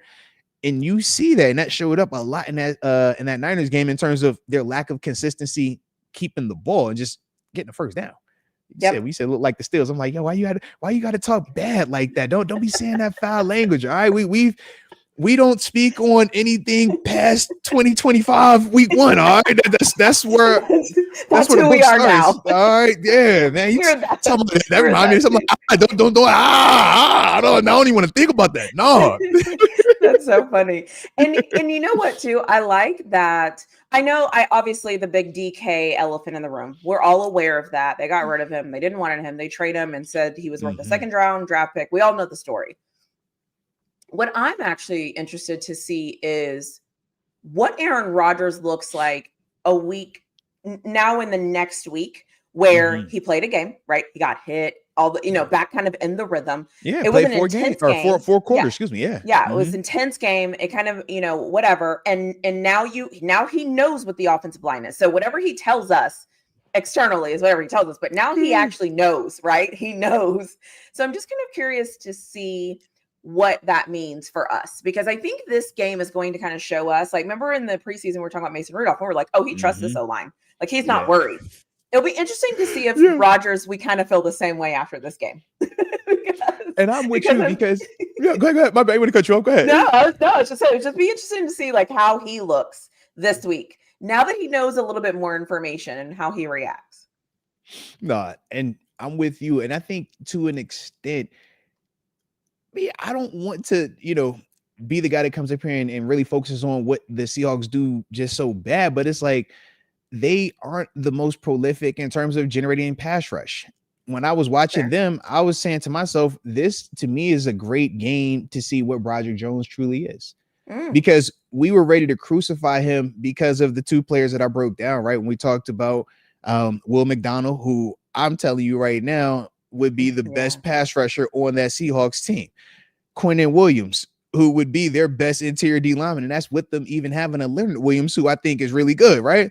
Right. But this week, very different. So I'm like, man, let's see how this young offensive line looks versus a group that I feel like is more on pace with that Jags team that we saw in the preseason. I think that this group matches up like that. And that's the part to me that I say Aaron Rodgers should feel good. He should have more time. And I'm hopeful that he can still remain confident in them, because if he, like I said, man, just going back and looking at the matchups, if he can just simply say, okay, those were bad matchups, it shouldn't make him skittish. It shouldn't make him lack that type of trust in those dudes.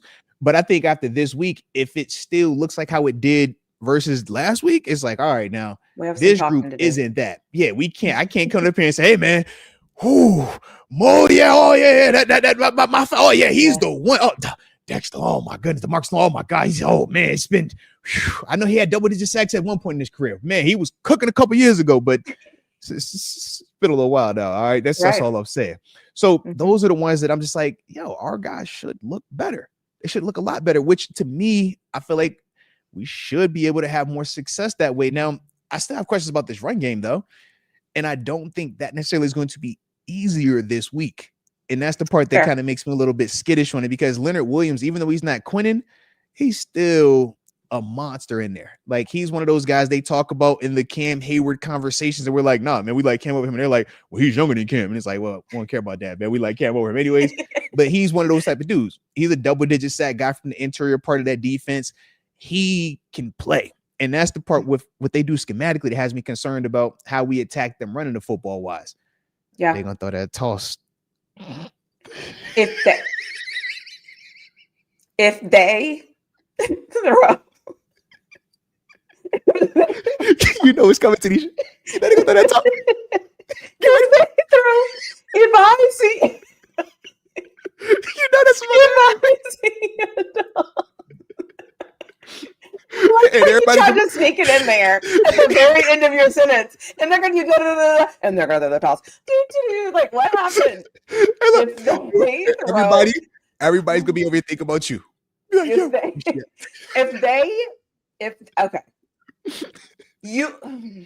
Okay, let me compose myself.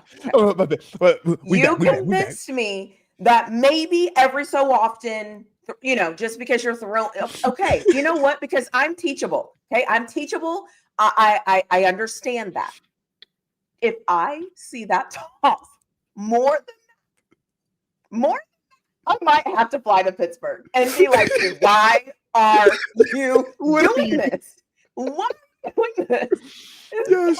This right now. So, oh my gosh, please no. See, I was fine. You saying that? I'm over here because you know me. I'm over here like, okay, how do we effectively do it though? How do we make it work? And I'm like, that could be an issue. Just how they line up. You saw it. I'm like, yo, they make everybody have a hat on them head. You know what I mean? In terms of having a one-on-one, which is different. So when we look, last week when we talked about negative guys 5 yards on the toss, aren't we? Hey, look. if it's not the toss, it'll be the Janu. It's gonna be the here. Just let me get you the quick little sweep. Why do we do that crap? Hey, look. We just trying to steal a yard or two. Just get me a yard or two. All right. Slow these pass rushes down. Slow this penetrating defense down. But yeah, it's one of those ones where it's like, man, you only like it when it works. Other than that, you like, bro, why do you call this? Why is this even a part of this? Why do y'all even practice this? It looks like a waste of time. Yeah. It looks like a waste of time, mainly because when it lines up, we all are going, oh, God, here we go. This crap. So I don't know. I think you got a super chat that I saw pop up. All right, let me see. Oh, hey now. All right, let's tap in. Hopefully it was a good one. Oh, shout out to the homie James Skicka as well. You know we appreciate you anytime you pull up and show love. He says, YahYa Black and Miss TaNeisha on the same show. Oh yeah, he hyped. He says, Moats, you spoiled us today. Man, you know what? I appreciate y'all. I try to do what I can on occasion. All right. On occasion, people pick up the phone for me, they show up. All right. On occasion. So salute to them. All right. He says, you are a warrior in our garden and a prince of a guy. Thank you for a great show and for getting us ready for the weekend. Peace. Hey man, you better stop talking to me like that, man, for you make me feel like I'm actually important. Okay. I told y'all, man, y'all give me all this confidence and then we get done and my children be like, hey dad, I don't want to hear none of that. Pops, wait, I ain't got nothing for none of that. Can you cut my steak real quick? I'm like, God, yeah, what's for dinner? You know like, bro, it's just like, what? It's like, nah, dad.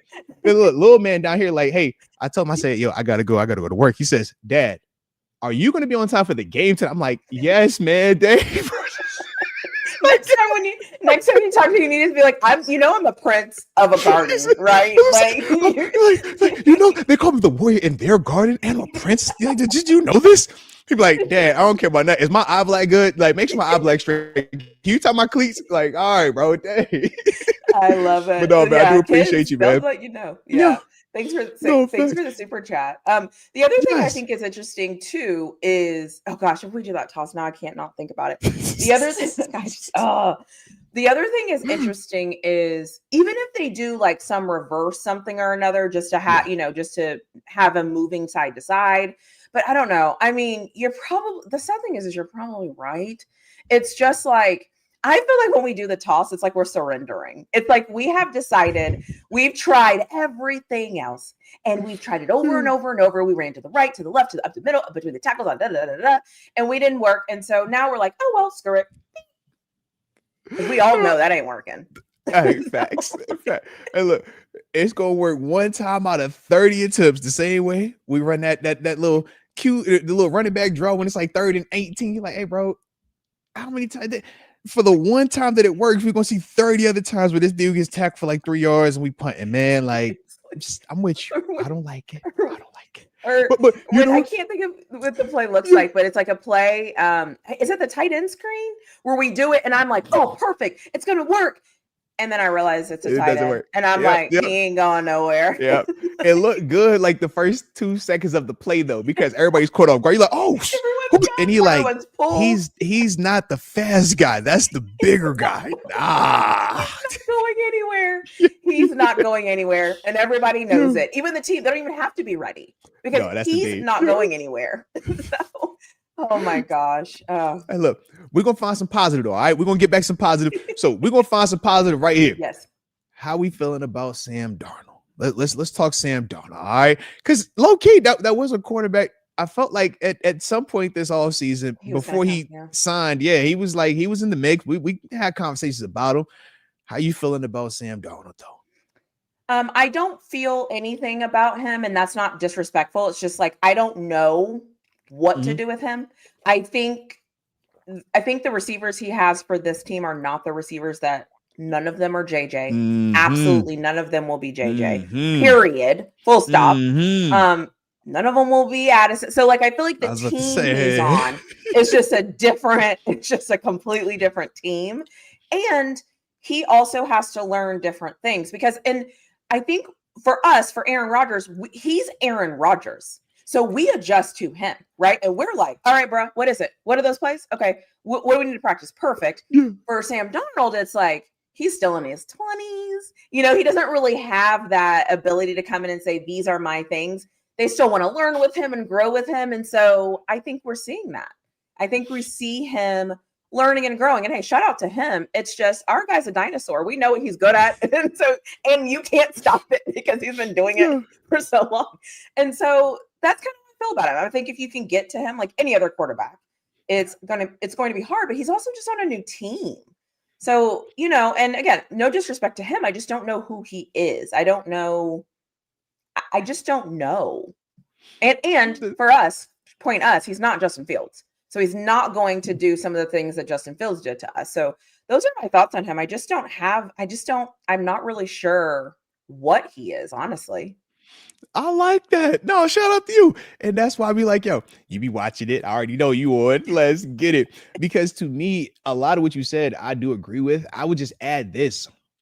When I'm describing Sam Darnold, I say he's the traditional style, but the hybrid version of that in today's NFL. So he has some mobility, right? You saw a couple of times where they'll call the little QB sweep and it's just to keep teams honest. But, you know, he's not running that like Justin Fields. He's not running that like Jalen Milroe, who you saw in the game, also get some of those snaps. That's not his game. But is he more mobile than, say, Aaron Rodgers at this stage? Sure. But that's the part where we're just like, okay, but you're still more of a traditional. You shine when you get a chance to stand upright, get that ball out on time. And that's the thing that, you know, Kevin O'Connell really highlighted, you know, with him when he was in Minnesota, but he also had the personnel to match that. Yes. Now you're looking and it's like, well, what do you like? And what were you just doing because Kevin O'Connell was telling you to do this? That's the difference. Yeah. When I look at him, I'm like, I see some of the Kevin O'Connell play action pass deep over concepts that they try to hit with Smith and Jigba. But like you said, Smith and Jigba isn't Justin Jefferson. So when you call those for him, it still hits a little bit differently. And even the impact of how teams guard everybody else is different. And I think for Sam Darnold, you could see the talent. You could see why he was a first round. You could see, the arm and how live it is. But on the flip side, you can also see where this dude does put some balls out there where if you're in position, you can take advantage of that. We obviously know the pass rush will for sure affect him, and he's on record, right? I saw ghosts. Whenever you say that on record, it's like, yo, you can't run from that now. We're going to forever try to make you see ghosts again. Yeah. And this is one of those ones where we should feel even better about our matchup, offensive line versus our D-line versus their offensive line. And I think that that's the part that would also really expose where Sam Darnold struggles at. And that's where it's not everything cool, calm, and collected. It's not my foot hits the ground on that third read or on a 3-step on that 5-step and the ball is out on time. When he has to be a little bit more hurried, when he has to also improvise, you see all of those things where he struggles at. And when they can't run the ball effectively and they can't go to that play action pass, that's really where that shows. So to me, I'm with you. I think that, you spot on with it though, man. So let's get it. Somebody needs to hire me. I'm pretty good at this. Come on, man. I'm like, yo, you talking your talk. Let's go. Heck yeah. I will say my kind of, and I've already recorded my Steelers video that will release tomorrow. But in my preview, my X factor for this game is actually going to be though Jalen Milroe. Ooh, because Jalen. Nobody knows really what it would be, what he is. They're going on the road. It's week 2. It's early in the season. Everyone's kind of trying to figure out their team. I think he played one snap last game. I think he came in. I think it was like shotgun like the third, a yard or two. Like early in the game too. Yeah. Yeah, and I honestly think it was to see what kind of look he was actually going to get when he came in. Like, if it worked great. But I also think it was kind of to see how teams would play him. And I don't know what they took from it, right? Because I don't, watch film or engage there. But I'm curious to know if he is going to be a little bit more of their game plan, because he's not their running backs, obviously. He's not Sam Darnold. Like, he just adds something. And I just don't know what the something is going to be. And so that's where I'm kind of like, ooh. And I will say this to piggyback on you. Part of why Seattle did that and did it so early is because now if you're the Steelers, you have to spend 15 to 20 minutes thinking about what you just said. What if they expand his role? What if they actually have a package that they only just showed you the glimpse of that and they didn't feel like they needed to in this matchup? They felt like they really wanted to just roll with Sam Darnold, but they know what they're building up to. That's always in the back of your mind. But once they actually call it and he gets out there, you have to account for it, because we're saying if you showed me him doing a QB run in week 1 on the 3rd play of the game, 4th play of the game, I know you have a pass in there. I know you have some type of, reversing. I know you have some type of like 5 to 10 play package. No different than the Saints when they were doing it with Taysom Hill. When Drew Brees down, it's like, okay, you put him out there. All right, we know you got something else, because you're not just going to show this for the sake of just showing this at this level. No one just does that. It's strategic. You have a reason. So I'm with you. Definitely keep an eye on that one. But at the same time, I wonder also how conflicted they are. Very similar to what we saw in Atlanta last year, where you pay Kirk Cousins all this money, but you draft Michael Penix Jr. And it's like, okay, well, how long until we make the switch? How long until I see this guy? You paid Sam Darnold, what was it, $40 million, right? Ton of Something money, crazy this offseason. But then you draft Jalen Milroe, who we know had a lot of buzz. That was a quarterback that we talked about potentially coming here. And now it's like, okay, well, how long can Sam Darnold keep the excitement or even the interest down? Because within the organization, they want to see it. Why wouldn't you want to see it, right? It's like, yo, I know what that looks like. He's a wrinkle. I know how excited it could be. Come on now, yeah. He's a wrinkle. So let me ask you, all that. as a linebacker, yeah. So you're going into this game, right? Let's say you're in the game, right? This is your game. Right, you're preparing. After this, you're going to watch film. Okay. How would you approach the game? So it's in the back of your mind, but what does that actually mean for you? Are you waiting for him to run out on the field? And then when he does, you say, okay, now that he's out here, what goes through your mind when he's out there? Yeah. So for my preparation, based off of what I saw in this past game, I'm focusing almost exclusively on Sam Darnold, but I am very much aware of Jalen Milroe. So I look and I just simply say, until I see more from him, my mindset is work base personnel when he comes out there, because base should always be the safe call. Where if I'm going cover 1, cover 3, depending on how we want to do that coverage. But when he comes out there, we're anticipating run first until we see the evolution of pass. And that's why we keep the vanilla coverage, so we don't have to do too much until they show they can do more. But you still are aware of it. And I think that that's the important part, because you don't want to be surprised. We can't account for every play he's going to run, but if Jalen Milroe runs out there in that field and you're over here talking about, hey, who's this guy? What does he do? Is he a thrower? Does he throw the ball? It's like, nah, bro, you better have known who that kid is before he comes out there. So you kind of already got a mindset that, yeah, he's going to be a prolific runner. I instantly think how I'll prepare for Justin Fields in Chicago. That's how I instantly think of Jalen Milroe at this stage until he shows more. Other than that, though, I'm saying, okay, I got a traditional guy that wants to stay in that pocket, man, wants to get that ball out on time. He's going to thrive in play action pass, and he wants to be in rhythm. So I either got to make sure that my DBs are disrupting the timing with the routes in terms of, the reroutes and the jamming, or I got to make sure that my pass rush isn't giving enough time for some of that double move, some of that down the grass stuff where you can see him pump fake and hit a guy. It's like, we don't have time for that. And that's the part where we say rush and coverage got to work together. So as the LB, I'm thinking of all of that in terms of how I want to attack them. And then I'm looking and I'm saying, how much of their identity changes if Jalen Milroe does come out there? Because we said they old school, they 21 personnel, right? 2 a running back, a fullback, tight end, running back, fullback, 2 tight ends. So it's like, if Jalen Milroe comes out there and they want to utilize him even more, how much are they going to get away from this still run first or run heavy approach, even with that personnel group? And so that's kind of how I would mirror it and kind of how I would make all that make sense to me. And then head into that thing like that. But and then from there, man, we watching them pass right. I'm looking at them tackles. I'm like, okay, I got to see you. Who's the duck? Who's the weak link? So I have one more question then. And this is just, I'm curious. When you're on the field, are you watching the sidelines to see who's coming in? How do you know? So a couple of things actually. Between every play, you see who comes on and off the field. So it's a thing you do. It's almost like second nature. Because I can't speak for everybody, but I know for me, one of my big things was information. I feel like information and communication are always going to be big in terms of making sure that you know who is coming on that field. What's the personnel? I need to know, is it 12 personnel? Is it 1 back, 2 tight ends? Is it 21, 2 running backs, 1 tight end? Is it 11, 1 back, 1 tight end? Because to me, I'm gearing my mind for what call I'm thinking. 11 personnel, I'm thinking pass. I'm thinking we either going to be exotic coverage or pressure. All right, if it's 12 personnel, all right, man, this could be play action pass. It could be screen, but they also could run the ball out of this. If it's 21, if it's 22, heavy run. I know we in big body base coverage going to be vanilla because those big body dudes aren't the most prolific running routes.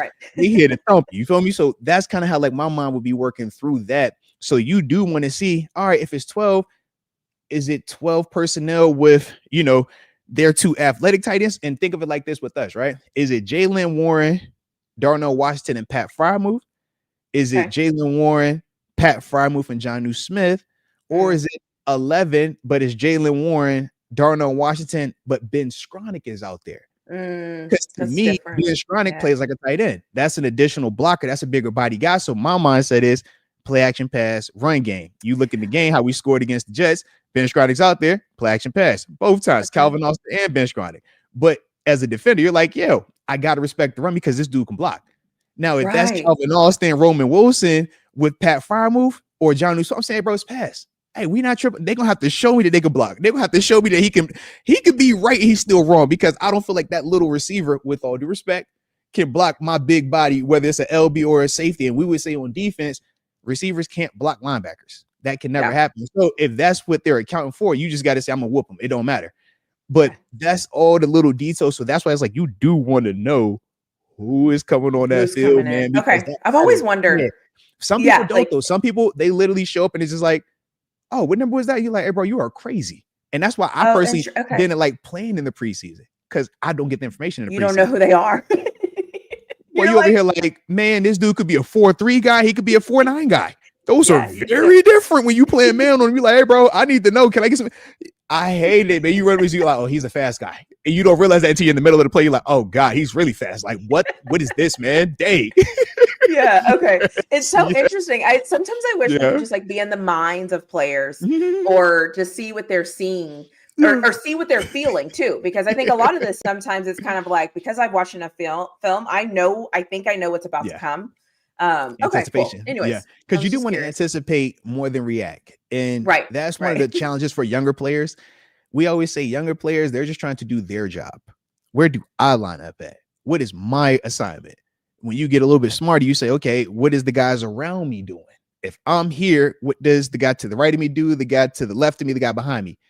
Okay. Then you graduate and you say, I know what I'm doing. I know what we're doing. I know what my coach is trying to have us schematically approach this game and do. Now you graduate, you learn offense. Well, what are the schemes? What are the running concepts? Right. Why do they run this? Why are they trying to, in short yard situation, beat us to the perimeter? Well, because they feel like, man, they know we're going to load up in the interior parts. That's where you see jet sweeps. You'll see tosses. You'll see the little flip play. That's why that comes in, right? The lateral approach. Field gets condensed because but that's the thing, because I used to be the same. Like, yo, why do they run these the way they're right? And they'd be like, Coach T be like, yo, we got to talk situation. We got to talk like it's a next level to this thing. And you're like, right, okay. Oh, so that's why you see more lateral down by, the red zone, because it's like, yeah, the field's condensed. I can't beat you over the top when it's 20, 15, 10 yards, like in the space. So now I got to do this. So even defense wise, it's like, okay, you're either going to blitz them to hurry them up, or you're trying to drop as many guys you can in the coverage to just give you a whole bunch of eyes and make it cloudy for them dudes. So those are all the things that, so fascinating. Yeah, but I'm a nerd with this thing, man. Like, you gotta be like, so intrigued. I'm because I'm over here like, man, a lot of dudes cook, based off of the athleticism, but we say at this level that only takes you so far, because if everybody's athletic, what makes you special?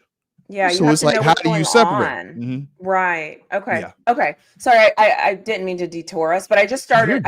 Started thinking like Milroe is different, and you don't know. So the only thing you do know is to study the information that you do know, and to think about obviously what you just saw with Justin Fields, but kind of store it somewhere. So if you see him, you're kind of like, okay, I'm ready for this. Like, I don't know what it's going to be, but I'm ready for what I think it might be, and then play it by ear. And then like I always say, just start storing that information and see what it is and see what it isn't.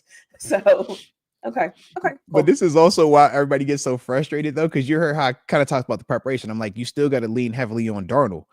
But what ends up happening is Darnold will mess around and get hurt. And now you get this kid who you are aware of in a small space, but now you get him thrown into the action. It's like, we're all learning him at the same time. Yeah. And that's where we be like, what? Yeah, they'd be like, defense, why y'all ain't shutting him? You're like, bro, we don't know this. Where's the tape on this? Like, we don't even know what they would have called with this dude. We're finding out right now. Like, and that's why I always say, whenever the starter goes down, it's harder. Because you just don't know, especially if he's going to end up being good, or you know what I mean? Because he's also then able to process, and he's also able to say, oh, I can do, actually I kind of like zone coverage. Like, that's what I gotta do. And TaNeisha, are you ready for this? The starters on defense prepare for who? The starting quarterback on offense. Not the backup quarterback, right? We don't prepare for him. But who does the backup quarterback prepare for the whole time? The starters. Yeah. So you see what I mean? So it's like they have an advantage when they come into the situation. The difference typically is they aren't as good skill-wise, but they're in the exact same meet and they know the game plan. They have watched all of us, and we're over here like, bro, if I spend hours on the backup, how the heck am I ever gonna be paying for the starter? The guy that's like, who they paying $40 million to? It's like, whoo. So that's the part that does make it kind of weird, man, when they have that situation. But yeah, we'll see. We shall see. But either way, no excuses. Got to get out the stadium. I just want to say this thing, and then I'll see what your focus on for this game is. I respect that you always refer to yourself as the starter. Oh, stop that, man. No, man. No, that's a compliment. Like, because I think it's a great thing, because I think it's like in context. It's always interesting to see how people view themselves through the lens of telling a story. And it's good. And you're supposed to, right? Like, hey, because on my defense where I start, okay, I'm the starter. Like that is what I do.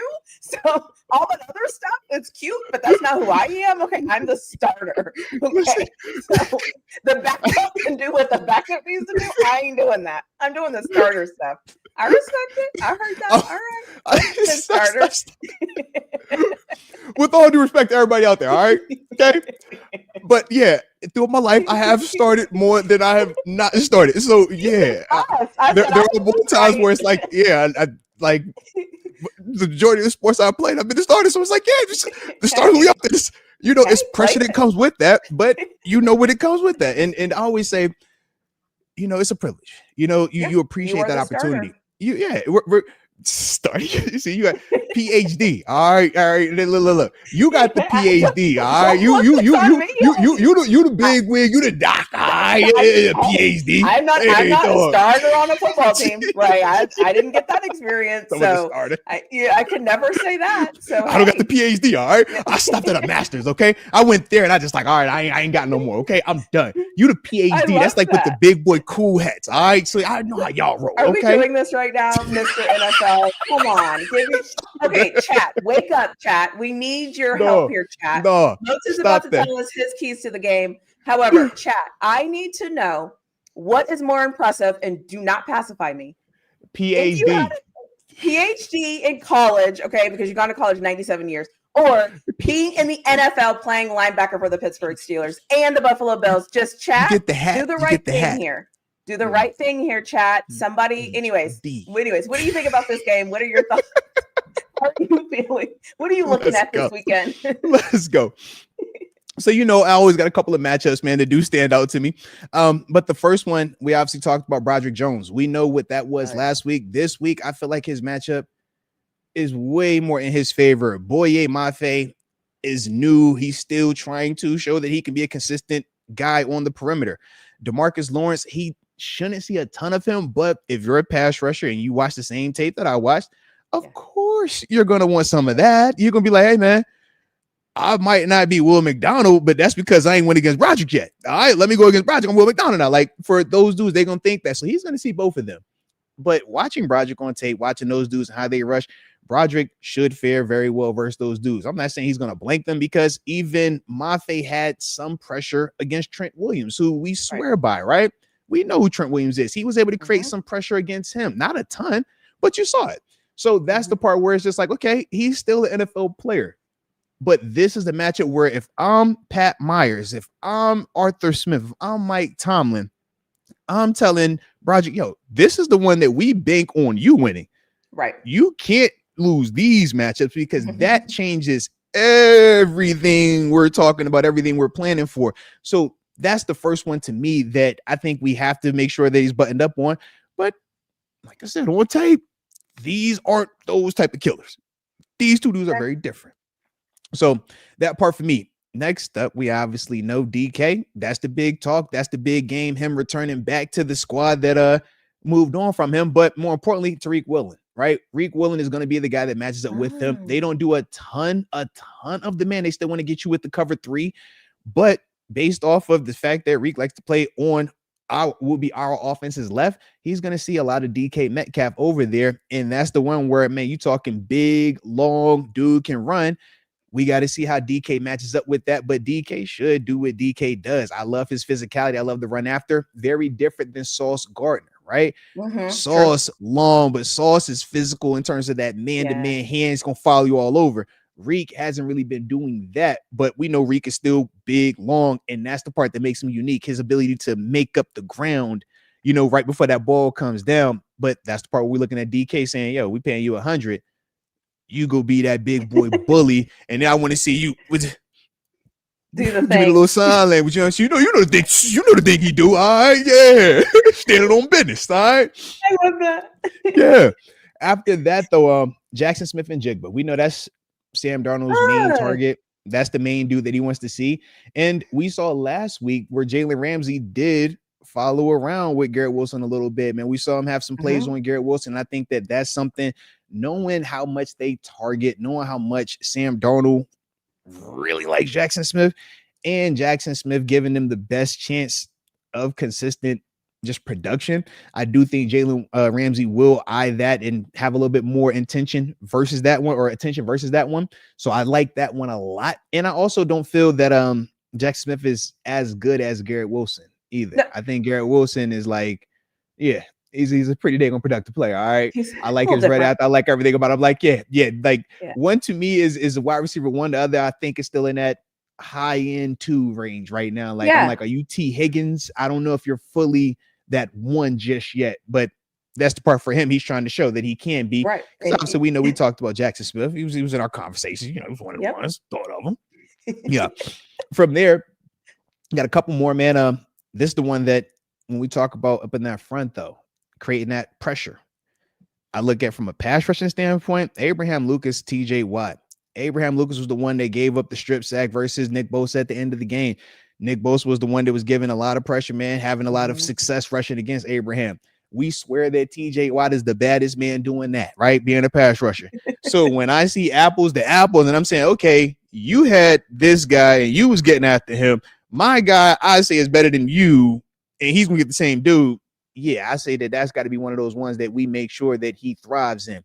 Now, we know across the offensive line, we're going to have other areas, turns versus the pass, that I do think we'll be able to take advantage of, but this, to me, has to be the one. We pay TJ all that money for a reason. Right. Make it look like that. Make it look like that. And then the last one, we said they had their 18th overall pick, right? First rounder, you know, playing up in the interior part of that old line, old Greg Zabel. Shout out to North Dakota State. All right. Shout out to my North Dakota State, my FCS people. All right. Once upon a time. But Cam Hayward destroys rookies. Okay. Cam Hayward does not play nice with rookies. Cam Hayward is really, really mean to rookies. And I can't wait to watch how he handles this rookie, because to me, that's going to be a big part of this thing, man. We know why they drafted him, because they want to show up that run offense, turns being able to move people in the interior part, but also get some pass blocking. Cam is a absolute animal versus the run, regardless if your name is Quentin Nelson or anybody else in between that we want to name. And then we obviously know what he can do versus the pass when he lay that long boy bull rush on you and get to walking them back talking about, hey, man, they call me head for a reason. All right. So to me, that's that one, though, because it's like they are leaning on that young guy. But the same way we look at our first round draft picks, right? When was Broderick drafted? We talked about 16th overall. We brought up Devin Bush. We say at times, as the veteran player, that draft pick is a target. Fans look at that high-end draft pick and they fear it at times. Oh, my God, that's the first round. You can't beat that. Oh, my God, we drafted him in the first round. He's a great player. The vets, we be looking over here like, yeah, it's lunch we meat, love baby. him. I the earlier, the better. The earlier the pick, the better, because I want everybody swearing bomb. I want everybody talking about how great this player is, so that way when I put my foot all the way up it, y'all ain't got no excuse. Nothing to take away from my greatness. So for a fact, I already know that's how Killer Cam is eyeing my man Gray up. I already know, because that's what he is. And that's how it's supposed to be. And Zabel's going to have something that he ain't seen before. All right, this is he's got to learn. He's got to learn. Yeah, he's got to learn. But this is part of it, though. And early on in the season, when there isn't a ton of tape, early on in the season, when schematically you're like, okay, how much are they going to change from what you saw in week 1 to week 2? Because week 1 looks, once again, nothing like preseason, right? What you saw in the preseason, week 1, you're like, bro, why are we even watching that? And that's what we say, like, you might look for like personnel, but it's hard to watch a ton of preseason tape and know what they're going to do in week 1. That's why we say that first month of the season, technique. Stay with your technique and fundamentals. That's going to get you out a lot of these games, because that's going to start to, while they're trying to figure out what they're doing, your technique and fundamentals are the constant. That's the thing that's going to always travel. It doesn't matter where you're at. Doesn't matter what they're calling. Can you hat and hands on another man? Can you stack, share blocks, make tackles? Week 1, we tackled well. We didn't have enough gap discipline, but we tackled well. That's important. We communicated well. We didn't have blown coverages. We like that, but gap discipline. So as long as we can keep checking off those boxes in this matchup right here, that should put us in the position that we want to be in. Now, name of the game is, can you do it and do it every single time? And that's the part where you start seeing, you be like, bro, why'd you look good this day? You suck this next play. Right? Which we say on occasion. But to me, those are the ones, though, that are kind of like standing out, that I'm saying, yo, we focus on those ones right there. If we're winning those critical ones, we get up out of this day, man. I love it. I love it. I like it. I'm excited. And I feel like you said, weeks 1 through 4 were like information gathering in a way. we're like, okay, are we this or are we this? Okay, we don't know. Okay, that's fine. Next week, and it's like we're trying to kind of figure out like who we are. And is Aaron Rodgers going to cool off? Is he going to go on this crazy weird thing for the first? We don't know. And so, yeah, what a fun place to be where we get to watch freaking football. Like, the season is back. Like, Hey, look, it's and we just over great. here like, and then I was just thinking about what you said, man. You don't know what you're gonna be from week 1 to week 2. I'm like, we saw us score 34 points, which I don't think anybody really was anticipating. No one. And then you saw the Bengals only score, was it 17 points against the Browns? And you're 17. like, hey, hold on, man. Do The we week flip-flop was stuff so like that, man? weird. Like, what is this, man? Yeah. Yeah, and then Miami scores 0. No points. Make it make sense. In Indianapolis looks like the best show on turf. You were like, bro, when did y'all start doing that? Did Peyton Manning come out of retirement? Is that Andrew Luck? Like, what's going on? Yeah. And then the Lions look like they just, I don't know what they look like. Yeah. So Yeah. yeah, it'll be interesting. I'm excited. And I'm also even more excited because the chat understood the assignment and they said playing linebacker for the Steelers. So congratulations. No, man, y'all better stop that now. Cut it out. PhD any day of the week. PhD. Rashawn, you make the channel. Rashawn says the PhD can give you more opportunities after the NFL. I'm with you, Rashawn. PhD. PhD. All right. Jeez. That's for like super duper smart people. So not only she got the PhD, she still come up here and create content. She watched college ball.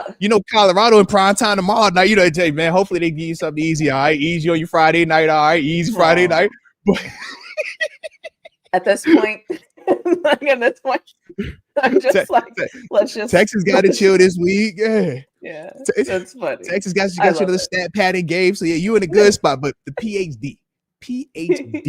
I wish I was that type of fan that was like, oh yeah, we blew them out. I'm the type of fan that I was like, we have 12 penalties for 115 yards. That was awful. That was absolutely terrible. You also threw an interception when you didn't have to. What were you rushing for? Like, because these are the games, right? These are the games you're supposed to nitpick because these are the games where you're supposed to look better. You're not supposed to have 12 penalties for 115 yards. And you're at home. You're not supposed to false start at home. Like, what are we doing? And everyone's like, calm down. I'm like, you calm down. Focused. Because when they play Florida, I need them to be at their best. So yeah, that's me. That's all weekend. I'm like, you better not get a penalty. That looks good. So anyways, that's how I am. But yeah, people will listen to you more strictly because of that degree. But I would give my heart to play with the Steelers. I think it's actually a really good question though. It is. Because it's like, I don't know. I mean, I don't know if anything beats being in the center of Heinz Field with terrible towels or whatever it's called now. It's not even Heinz Field. Terrible towels. Right. But it's crazy. Renegade. Are you kidding me? Nothing. Let me tell you guys something. Nothing is like that when you're PhD. Okay. Nothing.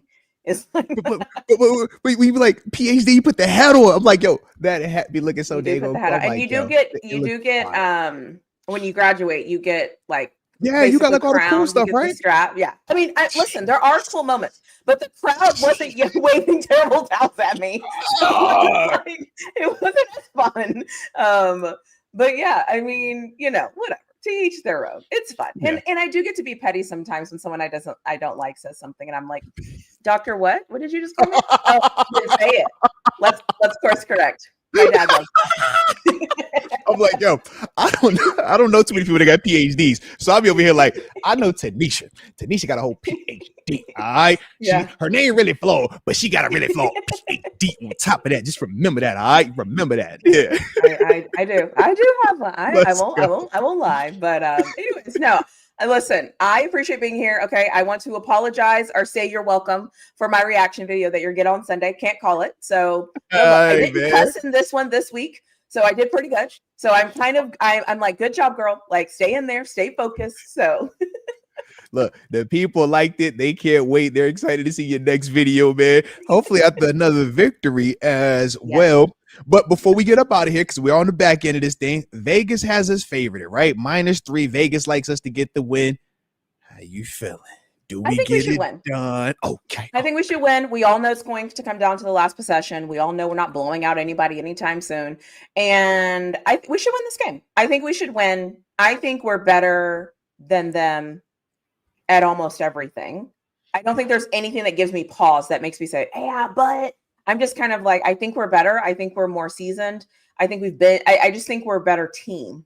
So, and we have Coach Tomlin, which some people might say sometimes in these games, it's kind of like, Tomlin, really? Not this. Yeah. Not this. So, I think we should win. I think we should definitely win this game. Let's go. Let's go. Well, yeah, we on the same page. Less about them, more about us. Black and gold, do what y'all supposed to do. And we fine. For sure. Yes. For sure. But with that being the case, that will conclude today's show. But shout out the victory formation. Shout out to TaNeisha. Really flawed, all right? And make sure y'all like her channel, subscribe to her channel as well. And make sure y'all hit the same over here. You already know how we doing it, but we do appreciate each and every one of y'all, man. Y'all stay safe out there. Have a great week, great weekend. And until next time, baby. Peace. Bye.